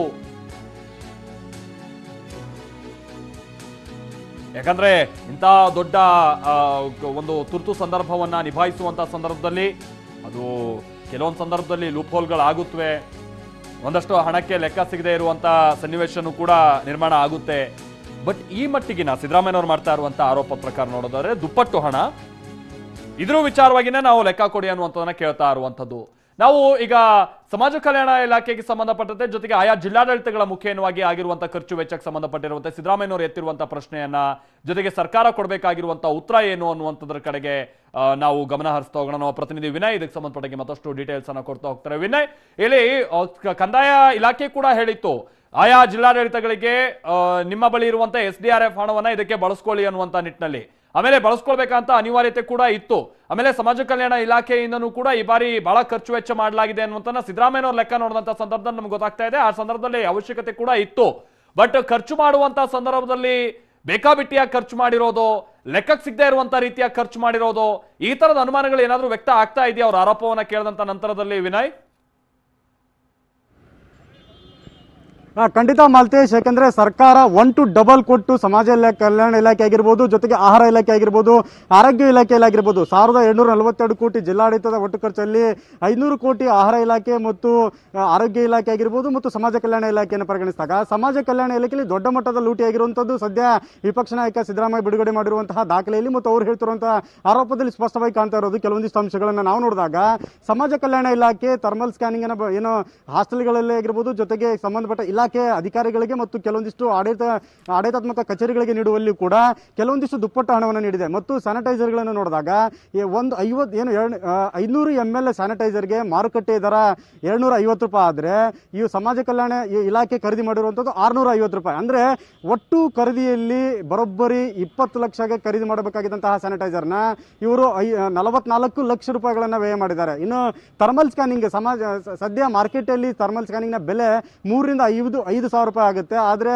ಸರ್ಕಾರ ಅದಕ್ಕೆ ವ್ಯಯ ಮಾಡಿರುವಂಥದ್ದು 9,000. ಇದನ್ನೇ 1,867 ಹಾಸ್ಟೆಲ್ಗಳಿಗೂ ಕೂಡ ನೀಡಿರುವಂಥದ್ದು. ಅಂದರೆ ಕೋವಿಡ್ ಕೇರ್ ಸೆಂಟರ್ಗಳಿಗೆ ಬಳಸುವಂಥದ್ದು, ಜೊತೆಗೆ ಸಮಾಜ ಕಲ್ಯಾಣ ಇಲಾಖೆ ಈ ಒಂದು ಭಾಗದಲ್ಲಿ ಈ ಒಂದು ಥರ್ಮಲ್ ಸ್ಕ್ಯಾನಿಂಗಿಗೆ ಬಳಕೆ ಮಾಡಿರುವಂಥದ್ದು. ಒಟ್ಟು ಸರ್ಕಾರ ಮಾರುಕಟ್ಟೆಯ ದರಕ್ಕಿಂತಲೂ ಕೂಡ ದುಪ್ಪಟ್ಟಾಗಿ ವ್ಯಯ ಮಾಡಿರುವಂಥದ್ದು. ಯಾಕೆಂದರೆ ಥರ್ಮಲ್ ಸ್ಕ್ಯಾನಿಂಗ್ ಅನ್ನು ಖರೀದಿ ಮಾಡುವಲ್ಲಿ ಸಾಮಾನ್ಯವಾಗಿ ಮಾರುಕಟ್ಟೆಯ ದರ 80 ಲಕ್ಷ ರೂಪಾಯಿ ಆಗ್ತಾ ಇತ್ತು. ಆದರೆ ಸರ್ಕಾರ ಸದ್ಯ ತೋರಿಸಿರುವುದು 1,60,00,000ಕ್ಕೂ ಹೆಚ್ಚು. ಅಂದರೆ ಎಲ್ಲೋ ಒಂದು ಕಡೆ ಖರೀದಿ ಮಾಡುವ ವಿಚಾರದಲ್ಲಿ ದುಪ್ಪಟ್ಟು ಹಣಗಳನ್ನು ಹಾಕಿರೋದು ಕೂಡ ಕಂಡುಬರ್ತಾ ಇದೆ. ಯಾಕೆಂದರೆ ಸ್ಯಾನಿಟೈಸರ್ನ ಸಾಮಾನ್ಯ ದರವನ್ನು ನೋಡಿದಾಗ 500 mlಗೆ ಕೇವಲ 250-300 ರೂಪಾಯಿ ಒಳಗಡೆ ಸಿಗುವಂಥದ್ದನ್ನು 650 ರೂಪಾಯಿಯನ್ನು ಖರೀದಿ ಮಾಡಿದರೆ, ಇನ್ನು ಥರ್ಮಲ್ ಸ್ಕ್ಯಾನಿಂಗಿಗೆ ಎಂಥ ಕ್ವಾಲಿಟಿಯ ಥರ್ಮಲ್ ಸ್ಕ್ಯಾನಿಂಗನ್ನು ಬಳಕೆ ಮಾಡಿದ್ರು ಕೂಡ 4,000 ಅಬ್ಬಬ್ಬ ಅಂದರೆ 5,000 ಆಗ್ತಿತ್ತು. ಆದರೆ ಸರ್ಕಾರ ಅದಕ್ಕೆ ದರವನ್ನು ಫಿಕ್ಸ್ ಮಾಡಿರೋದು 9,000. ಅದನ್ನೇ ಸಂಬಂಧಪಟ್ಟಂತಹ ಕೋವಿಡ್ ಸೆಂಟರ್ಗಳಾಗಿರ್ಬೋದು ಮತ್ತು ಸಮಾಜ ಕಲ್ಯಾಣ ವ್ಯಾಪ್ತಿಯಲ್ಲಿ ಬರುವಂತಹ ಅಂದರೆ ಕೋವಿಡ್ ಕೇರ್ಗಳಾಗಿರುವಂತಹ 1,867 ಹಾಸ್ಟೆಲ್ಗಳಿಗೂ ಕೂಡ ಬಳಕೆ ಮಾಡಿದೆ. ಹೀಗಾಗಿ ಸರ್ಕಾರ ಕೊಡುವ ದರಕ್ಕಿಂತಲೂ ಕೂಡ ದುಪ್ಪಟ್ಟಾಗಿ ಮತ್ತು ಡಬಲ್ ಆಗಿರುವಂತಹ ಬಿಲ್ಗಳನ್ನು ಹಾಕಿರೋದು ಸದ್ಯ ಕಂಡು ಬರ್ತಾ ಇದೆ Maltesh. Correct. Thank you Vinay. ಇಲ್ಲಿ ಸಹಜವಾಗಿ ಸರ್ಕಾರ ಈ ಬಾರಿ ಕೋವಿಡ್ ಕೇರ್ ಸೆಂಟರ್ಗಳನ್ನೆಲ್ಲ ನಿಭಾಯಿಸಬೇಕಾದಂತಹ ಸಂದರ್ಭದಲ್ಲಿ ಹಲವಾರು ಹಾಸ್ಟೆಲ್ಗಳನ್ನೆಲ್ಲ ಬಳಸ್ಕೊಂಡಿತ್ತು. ಆಗ ಅವೆಲ್ಲ ಸಮಾಜ ಕಲ್ಯಾಣ ಇಲಾಖೆಗೆ ನೇರವಾಗಿ ಒಳಪಡುವಂತಹ ಕಾರಣದಿಂದಾಗಿ ಅಲ್ಲಿ ಮಾಡಬೇಕಾದಂತಹ ವ್ಯವಸ್ಥೆನೂ ಕೂಡ ಸಮಾಜ ಕಲ್ಯಾಣ ಇಲಾಖೆ ಆಗಿತ್ತು. ಬಟ್ ಅಂತಹ ಟೈಮ್ನಲ್ಲೇ ಕೆಲ ಅಧಿಕಾರಿಗಳು ದೊಡ್ಡ ಭ್ರಷ್ಟಾಚಾರವನ್ನು ಎಸಗಿದ್ದಾರೆ ಅನ್ನುವಂಥದ್ದು ಇಲ್ಲಿ ಕಾಂಗ್ರೆಸ್ ಮಾಡ್ತಾ ಇರುವಂತಹ ಆರೋಪ. ಇದೆಲ್ಲದರ ಜೊತೆಗೆ ನಾವು ಪ್ರಮುಖವಾಗಿ ಗಮನ ಹರಿಸಬೇಕಾಗಿದ್ದಂಥದ್ದು ಆರೋಗ್ಯ ಇಲಾಖೆ ಕಡೆಗೆ. ಯಾಕಂತಾದ್ರೆ ಇಡೀ ಈ ಸಂದರ್ಭ ಸನ್ನಿವೇಶವನ್ನು ನಿಭಾಯಿಸುವಂತ ನಿಟ್ಟಿನಲ್ಲಿ ಮುಂದೆ ನಿಂತು ವ್ಯವಸ್ಥಿತವಾಗಿ ಕೆಲಸ ಕಾರ್ಯನಿರ್ವಹಿಸಬೇಕಾಗಿದ್ದಂಥದ್ದು ಆರೋಗ್ಯ ಇಲಾಖೆ. ಪಾಪ ಅವರು ಎಷ್ಟು ಸಾಧ್ಯನೋ ಅಷ್ಟು ಮಾಡಿದ್ದಾರೆ. ಕೆಲವೊಂದಷ್ಟು ಲೂಪಾಲ್ಸ್ಗಳು ಇರಬಹುದು, ಬಟ್ ಆರೋಗ್ಯ ಇಲಾಖೆ ಮಾಡಿರುವಂತಹ ಖರ್ಚು ವೆಚ್ಚದಲ್ಲಿ ಒಂದಕ್ಕೊಂದು ತಾಳೆ ಆಗ್ತಾ ಇಲ್ಲ. ಮಾರ್ಕೆಟ್ ದರಕ್ಕೂ ಅದಾದ ನಂತರದಲ್ಲಿ ಇವ್ರು ಕೊಟ್ಟಿರುವಂತಹ ಬೆಲೆಗೂ ತಾಳೆ ಆಗ್ತಾ ಇಲ್ಲ ಅಂತ ನಾವು ಇಲ್ಲಿ ಆರೋಗ್ಯ ಇಲಾಖೆ ಕಡೆಯಿಂದ ಬಹಳ ಸ್ಪಷ್ಟವಾದಂತಹ ಉತ್ತರವನ್ನ ನಾವು ನಿರೀಕ್ಷೆ ಮಾಡ್ತಾ ಇದ್ದೀವಿ. ಯಾಕೆ ಗೊತ್ತಾ, ಮೊನ್ನೆ ಶ್ರೀರಾಮುಲು ಅವರು ಒಂದು ಮಾತನ್ನ ಹೇಳಿದ್ರು, 1 ರೂಪಾಯಿ ಏನಾದ್ರೂ ಅವ್ಯವಹಾರ ಆಗಿದ್ರು ನಾನು ರಾಜೀನಾಮೆ ಕೊಡ್ತೀನಿ ಅಂತ. ಆ ಮಟ್ಟಿಗಿನ ಕಾನ್ಫಿಡೆನ್ಸ್ ಅಲ್ಲಿದ್ದಾರೆ. ಅದಕ್ಕೆ ತಕ್ಕಂಗೆ ನಾವು ಉತ್ತರ ನಿರೀಕ್ಷೆ ಮಾಡ್ಬೇಕಲ್ಲ. ಬಹುತೇಕ PPE kit, mask, sanitiser, gloves ಗಳನ್ನ ಆರೋಗ್ಯ ಇಲಾಖೆಯಿಂದ ಖರೀದಿ ಮಾಡಲಾಗಿದೆ. 700 ಕೋಟಿ ರೂಪಾಯಿ ಖರ್ಚು ತೋರಿಸಿದ್ದಾರೆ. ಆದ್ರೆ PPE ಕಿಟ್ ಖರೀದಿಯಲ್ಲಿ ಅಕ್ರಮ ನಡೆದಿದೆ ಅಂತ ಸಿದ್ದರಾಮಯ್ಯನವರು ಮಾಡ್ತಾ ಇರುವಂತಹ ಆರೋಪ ಇದು. ಮಹಾರಾಷ್ಟ್ರದಿಂದ ಪ್ಲಾಸ್ಟಿಕ್ ಸರ್ಜಿ ಕಂಪನಿ, ಮಹಾರಾಷ್ಟ್ರದ ಒಂದು ಕಂಪನಿ ಇದು, 3,50,000 PPE ಕಿಟ್ ಅನ್ನ ಖರೀದಿ ಮಾಡಿದ್ದಾರೆ. ಒಂದು PPE ಕಿಟ್ ಖರೀದಿಗೆ 2,117 ರೂಪಾಯಿ ಕೊಟ್ಟು ಖರೀದಿ ಮಾಡಿದ್ದಾರೆ. ಇದರಲ್ಲಿ 1 ಲಕ್ಷ ಕಿಟ್ಗಳನ್ನ ಗುಣಮಟ್ಟ ಸರಿ ಇಲ್ಲ ಅಂತ ವಾಪಸ್ ಮಾಡಲಾಗಿದೆ. ಹಾಗಾದ್ರೆ ಈಗ 2.5 ಲಕ್ಷ PPE ಕಿಟ್ ಉಳಿತು. ನಂತರ ಅದೇ ಕಿಟ್ಗೆ ಅದೇ ಕಂಪನಿಯಿಂದ ಒಂದು ಕಿಟ್ಗೆ 330 ರೂಪಾಯಿ ಅಂತ ಪಾವತಿ ಮಾಡಿದ್ದಾರೆ. ಮೊದಲಿಗೆ 2117, ಆನಂತರ ಅಲ್ಲಿ 330 ರೂಪಾಯಿ. ಇದೆಲ್ಲ ಹೆಂಗ್ ಸಾಧ್ಯ ಅನ್ನುವಂಥದ್ದು ಈಗ ಮಾಡ್ತಾ ಇರುವಂತಹ ಪ್ರಶ್ನೆ. ಆಮೇಲೆ ನಾವು ಇನ್ನೊಂದು ವಿಚಾರವನ್ನ ಪದೇ ಪದೇ ಹೇಳ್ತಾ ಇರುವಂಥದ್ದು ಏನಂದ್ರೆ, ಶ್ರೀರಾಮುಲು ಅವರು ಮೊನ್ನೆ ಹೇಳಿದಂಥದ್ದು ಅವ್ರು ಎಷ್ಟು ಕಾನ್ಫಿಡೆನ್ಸ್ ಅಲ್ಲಿ ಇದ್ದಾರೆ ಅನ್ನುವಂಥದ್ದು ಗುಡ್. ಬಟ್ ಅದೆಲ್ಲ ಕೇಳೋಕೆ ಆಮೇಲೆ ಭಾವನಾತ್ಮಕವಾಗಿ ಎಮೋಷ್ನಲಿ ಜನರಿಗೆ ತುಂಬಾ ಚೆನ್ನಾಗಿ ಅನ್ಸುತ್ತೆ. ಬಟ್ ಲೆಕ್ಕ ಬೇಕಲ್ವಾ? ಅದೇ ಲೆಕ್ಕವನ್ನ ಈಗ ನಾವು ಕೇಳ್ತಾ ಇರುವಂಥದ್ದು. ಪ್ರತಿಪಕ್ಷಗಳು ಆರೋಪ ಮಾಡಿದಾರಲ್ಲ, ಉತ್ತರ ಕೊಡಿ ಅದಕ್ಕೆ ಸಂಬಂಧಪಟ್ಟಂತೆ ಅಂತ. ಪ್ರಮೋದ್ ನಮಗೆ ಇದಕ್ಕೆ ಸಂಬಂಧಪಟ್ಟಂತೆ ಮತ್ತಷ್ಟು ಡೀಟೇಲ್ಸ್ ಅನ್ನ ಕೊಡ್ತಾರೆ. ನಮ್ಮ ಜೊತೆಗೆ ನೇರ ಸಂಪರ್ಕದಲ್ಲಿ ಜಾಯ್ನ್ ಆಗ್ತಾ ಇದ್ದಾರೆ. ಪ್ರಮೋದ್, ಆರೋಗ್ಯ ಇಲಾಖೆ ಇಡೀ ಈ ಸನ್ನಿವೇಶವನ್ನ ಬಹಳ ಮುಂಚೂಣಿಯಲ್ಲಿ ನಿಂತು ಮಾಡಬೇಕಾದಂತ ಅನಿವಾರ್ಯತೆ ಇತ್ತು. ಅದಕ್ಕೆ ತಕ್ಕಂಗೆ ಖರೀದಿ ಈ ತರದೆಲ್ಲ ಖರ್ಚು ವೆಚ್ಚ ಬಹಳ ಆಗಿದೆ, ಹೌದು. ಬಟ್ ಅಂತ ಟೈಮ್ನಲ್ಲಿ ಏನಾದ್ರು ಬಹಳ ಗೋಲ್ಮಾಲ್ ಆಗಿದೆಯಾ ಅನ್ನುವಂಥದ್ದು ಈಗ ಪ್ರತಿಪಕ್ಷಗಳು ಮಾಡ್ತಾ ಇರುವಂತಹ ಆರೋಪದ ನಂತರದಲ್ಲಿ ನಮ್ಮಲ್ಲಿ ಬಹಳ ಅನುಮಾನಗಳು ಹುಟ್ಟುತ್ತಾ ಇದೆ. ನಾವಿವತ್ತು ಆರೋಗ್ಯ ಇಲಾಖೆಯಿಂದ ನಿರೀಕ್ಷೆ ಮಾಡಬೇಕಾದಂತ ಉತ್ತರಗಳು ಏನೇನು ಪ್ರಮೋದ್? ಮಲ್ತೇಶ್, ಮೊದಲನೇದಾಗಿ ಇಂಥ ಒಂದು ಸಂದರ್ಭ ಬಂದಾಗ ಪ್ರತಿಯೊಂದು ಇಲಾಖೆ ಕೂಡ ಸನ್ನದ್ಧವಾಗಿರುತ್ತೆ. ಇನ್ಫ್ಯಾಕ್ಟ್ ಈ ಒಂದು ಪ್ಯಾಂಡಿಮಿಕ್ನ ಕಂಟ್ರೋಲ್ ಮಾಡೋದಕ್ಕೆ ತನ್ನದೇ ಆದಂಥ ಒಂದು ರೂಪುರೇಷೆಗಳನ್ನ ಹಾಕೊಂಡಿರುತ್ತೆ. ಆ ಒಂದು ಸಂದರ್ಭದಲ್ಲಿ ಯಾವುದೇ ಇಲಾಖೆ, ಪ್ರಮುಖವಾಗಿ ಆರೋಗ್ಯ ಇಲಾಖೆ, ಕರೋನಾದಂಥ ಒಂದು ಸನ್ನಿವೇಶವನ್ನು ಫೇಸ್ ಮಾಡೋ ನಿಟ್ಟಿನಲ್ಲಿ ತಜ್ಞರ ಸಮಿತಿಯ ಜೊತೆಗೆ ಯಾವ್ಯಾವ ಉಪಕರಣಗಳು ಬೇಕಾಗುತ್ತೆ ಅನ್ನುವಂಥದ್ದು ಈಗ ಇರುವಂಥ ಒಂದು ಆಲೋಚನೆಯನ್ನು ಮಾಡಿರುತ್ತೆ. ಆದರೆ ಜೊತೆಗೆ ಖರೀದಿಯ ವೆಚ್ಚಗಳನ್ನ ಕೂಡ ಈಗಾಗಲೇ ಸರ್ಕಾರ ನೀಡುತ್ತೆ. ಆದರೆ ಇಲ್ಲಿ ಅನುಮಾನ ಬರ್ತಾ ಇರುವಂಥದ್ದು, ಅಥವಾ ಸರ್ಕಾರ ಪ್ರಮುಖವಾಗಿ ಆರೋಗ್ಯ ಇಲಾಖೆ ಉತ್ತರ ಕೊಡಬೇಕಾದಂಥ ಒಂದೇ ಒಂದು ಉತ್ತರ ಅಂದರೆ, ಈ ಅಂತರ ಯಾಕೆ ಬರ್ತಾ ಇದೆ ಅಂತ. ಅತ್ತ ಕೇಂದ್ರ ಸರ್ಕಾರ, ಸ್ವತಃ ಬಿಜೆಪಿಯ ಕೇಂದ್ರ ಸರ್ಕಾರ 4 ಲಕ್ಷಕ್ಕೆ ಒಂದು ವೆಂಟಿಲೇಟರ್ನ ಖರೀದಿ ಮಾಡುತ್ತೆ. ಆದರೆ ನಮ್ಮ ಸರ್ಕಾರ ಮಾತ್ರ, ರಾಜ್ಯ ಸರ್ಕಾರ ಮಾತ್ರ 18 ಲಕ್ಷ ತನಕ ವೆಂಟಿಲೇಟರ್ ಖರೀದಿ ಮಾಡುತ್ತೆ. ಕೇವಲ 18 ಲಕ್ಷ ಅಂತಲ್ಲ, ಒಂದು ಹಂತದಲ್ಲಿ 4 ಲಕ್ಷ ಆದರೂ ಕೂಡ ಆಮೇಲೆ 5 ಲಕ್ಷಕ್ಕೆ ಬರುತ್ತೆ, ಮತ್ತೊಂದು 7 ಲಕ್ಷದ ವೆಂಟಿಲೇಟರ್ ಖರೀದಿ ಆಗುತ್ತೆ. ಅಥವಾ ಅದಾದ್ಮೇಲೆ ಮತ್ತೆ 18 ಲಕ್ಷ ತನಕ ಬೇರೆ ರೀತಿಯಲ್ಲಿ ಖರೀದಿ 3 ಹಂತದಲ್ಲಿ ಮಾಡುತ್ತೆ. ಈ ಅಂತರ ಯಾಕೆ ಅಂತ, ನಾವು ಒಂದು ಕಡೆ 4 ಲಕ್ಷದ ವೆಂಟಿಲೇಟರ್ಗಳನ್ನ ಕೇಂದ್ರ ಸರ್ಕಾರ ಖರೀದಿ ಮಾಡ್ತಾ ಇದ್ರೆ, ಇತ್ತ ರಾಜ್ಯ ಸರ್ಕಾರದ ಆರೋಗ್ಯ ಇಲಾಖೆ ಕೇವಲ 18 ಲಕ್ಷ ಮಾತ್ರ ಕೊಟ್ಟಿನಿ ಅಂತ ಹೇಳೋದಕ್ಕೆ ಸಾಧ್ಯನಾ? ಇದು ಒಂದು ಪ್ರಶ್ನೆ. ಇದರ ಜೊತೆಗೆ ಮತ್ತೊಂದು ಪ್ರಮುಖವಾದ ವಿಚಾರ, ಪಕ್ಕದ ತಮಿಳುನಾಡು ಕೂಡ ಕೇವಲ 4,78,000ಕ್ಕೆ ಒಂದು ವೆಂಟಿಲೇಟರ್ನ ಖರೀದಿ ಮಾಡ್ತಾ ಇದೆ. ಅನುಮಾನ ಬರ್ತಾ ಇರುವಂಥದ್ದು ಇಂಥ ವಿಚಾರದಲ್ಲಿ. ಈ ಅಂತರ ಯಾಕೆ ಬರ್ತಾ ಇದೆ, ಯಾವ ಕಾರಣಕ್ಕೋಸ್ಕರ ಬರ್ತಾ ಇದೆ? ಬೇರೆ ಸ್ಪೆಸಿಫಿಕೇಶನ್ಸ್ ಇದೆ, ಮತ್ತೊಂದಿದೆ ಅಂತ ಹೇಳ್ಬೋದು. ಆದರೆ ಆ ಸ್ಪೆಸಿಫಿಕೇಶನ್ ಯಾಕೆ ಇಷ್ಟು ದಿನ ಅಗತ್ಯತೆ ಇರಲಿಲ್ವಾ, ಅಂದ್ರೆ ಆರಂಭದಲ್ಲಿ ಅಗತ್ಯತೆ ಇರಲಿಲ್ವಾ ಅನ್ನೋದು ಒಂದು ಪ್ರಶ್ನೆ ಆಗುತ್ತೆ. ಇದರ ಜೊತೆಗೆ ಮಾಸ್ಕ್ ಇರ್ಬೋದು, PPE ಕಿಟ್ ಇರ್ಬೋದು. PPE ಕಿಟ್ಟಲ್ಲೂ ಕೂಡ ಇದೇ ರೀತಿಯಂತ ವ್ಯತ್ಯಯ ಬರುವಂಥದ್ದು. ಅಂದರೆ ಆರಂಭದಲ್ಲಿ PPE ಕಿಟ್ ಅಂತ ತರಿಸ್ಕೊಂಡಿದ್ರು, ಆ ಸಂದರ್ಭದಲ್ಲಿ ಸುಮಾರು 2,100 ರೂಪಾಯಿಗಿಂತ ಹೆಚ್ಚು ಮೊತ್ತವನ್ನು ಬಿಡ್ ಮಾಡಿ ಕೊಡಲಾಗಿತ್ತು ಅನ್ನುವಂಥದ್ದು ಆರೋಪ. ಆದರೆ ಮಾರುಕಟ್ಟೆ ದರ ಇರುವಂಥದ್ದು ಕೇವಲ 330 ರೂಪಾಯಿ ಅನ್ನುವಂಥದ್ದು ಈಗ ಸಿದ್ದರಾಮಯ್ಯನವರು ಹೇಳ್ತಾ ಇರುವಂಥದ್ದು. ಅದಕ್ಕೆ ಶ್ರೀರಾಮುಲು ಅವರು ಹೇಳ್ತಾ ಇರುವಂಥದ್ದು, ಆರಂಭದಲ್ಲಿ ಇದಕ್ಕೆ ಡಿಮ್ಯಾಂಡ್ ಇದ್ರೂ ಕೂಡ ಸಪ್ಲೈಯರ್ಸ್ಗಳು ಇರಲಿಲ್ಲ, ಹೀಗಾಗಿ ಅದನ್ನು ಹೆಚ್ಚಿನ ಮೊತ್ತಕ್ಕೆ ನಾವು ಕೊಡಬೇಕಾಯಿತು ಅಂತ. ಆದರೆ ಇರುವಂಥದ್ದು ಅಂದರೆ ಪ್ರತಿ ಹಂತಲ್ಲೂ ಸ್ಯಾನಿಟೈಸರ್ಸ್ ಇರ್ಬೋದು, ಮಾಸ್ಕ್ ಇರ್ಬೋದು, ಆಕ್ಸಿಜನ್ ಯೂನಿಟ್ ಇರ್ಬೋದು, ವೆಂಟಿಲೇಟರ್ಸ್ಗಳಿರ್ಬೋದು, ಇದೆಲ್ಲದರಲ್ಲೂ ಕೂಡ ದರ ವ್ಯತ್ಯಯ ಕಾಣಬರ್ತಾ ಇದೆ. ಜೊತೆಗೆ ಒಂದೊಂದು ಇಲಾಖೆ ಒಂದೊಂದು ರೀತಿಯಾದಂಥ ದರವನ್ನು ನೀಡಿದೆ ಅಂತ. ಉದಾಹರಣೆಗೆ ಸ್ಯಾನಿಟೈಸರ್ ವಿಚಾರಕ್ಕೆ ಸಂಬಂಧಪಟ್ಟಂತೆ ಆರೋಗ್ಯ ಇಲಾಖೆ ಒಂದು ದರವನ್ನು ನೀಡಿದರೆ ಸುಮಾರು 50 ml ಬಾಟ್ಲಿಗೆ 250 ರೂಪಾಯಿಯನ್ನು ನೀಡಿದೆ ಅಂತ ಸಿದ್ದರಾಮಯ್ಯನವರು ಹೇಳ್ತಿದ್ದಾರೆ. ಅದೇ ಸಮಾಜ ಕಲ್ಯಾಣ ಇಲಾಖೆ ಮತ್ತೊಂದು ದರವನ್ನು ನೀಡಿ ಖರೀದಿ ಮಾಡಿದೆ. ಹೀಗಾಗಿ ಒಂದೊಂದು ಇಲಾಖೆ ಖರೀದಿಲಿ ಒಂದೊಂದು ರೀತಿಯಾಗಿದೆ. ಇದಕ್ಕೆ ಅನುಮಾನ ಬರುತ್ತೆ, ಇದಕ್ಕೆ ಆರೋಗ್ಯ ಇಲಾಖೆ ಉತ್ತರ ಕೊಡಬೇಕಾಗುತ್ತೆ. Maltesh, exactly. Thank you Pramod. ಮತ್ತೆ ನಾನು ನಿಮ್ಮನ್ನ ಸಂಪರ್ಕ ಮಾಡ್ತೀನಿ ಇದು ವಿಚಾರಕ್ಕೆ ಸಂಬಂಧಪಟ್ಟಂತೆ. ಈಗೆಲ್ಲ ನಾವೆಲ್ಲ ನಿರೀಕ್ಷೆ ಮಾಡ್ತಾ ಇರುವಂತಹ ಸಂದರ್ಭ ಅಂತ ಅಂದ್ರೆ, ಸರ್ಕಾರದ ಕಡೆಯಿಂದ ಏನು ಉತ್ತರ ಸಿಗಬಹುದು ಅಂತ. ಬಹುಶಃ ಇನ್ನೇನು ಕೆಲವೇ ಕ್ಷಣಗಳಲ್ಲಿ ಸರ್ಕಾರದ ಮುಖೇನವಾಗಿ ಸುಮಾರು 5 ಮಂದಿ ಸಚಿವರುಗಳು ಸಿದ್ದರಾಮಯ್ಯನವರು ಮಾಡಿರುವಂತಹ ಆರೋಪಕ್ಕೆ ಸಂಬಂಧಪಟ್ಟಂತೆ ಉತ್ತರ ಕೊಡೋದಕ್ಕೆ ಸಿದ್ಧ ಆಗ್ತಾ ಇದ್ದಾರೆ. ದಾಖಲೆಗಳ ಸಮೇತವಾಗಿ ಉತ್ತರ ಕೊಡ್ತಾರೋ ಅಥವಾ ಎಟ್ಟೆಗೈನ್ ಗಾಳಿಯಲ್ಲಿ ಗುಂಡು ಹೊಡೆಯುವಂತ ಕೆಲಸ ಮಾಡ್ತಾರೋ, ಇದಕ್ಕೆ ಸಂಬಂಧಪಟ್ಟಂತ ಕಂಪ್ಲೀಟ್ ಮಾಹಿತಿಯನ್ನ ನಾವು ನಿಮ್ಗೆ ನೀಡ್ತಾ ಹೋಗ್ತೀವಿ. ಇನ್ಸೈಡ್ ಸುದ್ದಿ ಸೋಮವಾರದಿಂದ ಶನಿವಾರ ಸಂಜೆ 7 ಗಂಟೆಗೆ TV9 ನಲ್ಲಿ ಮಾತ್ರ.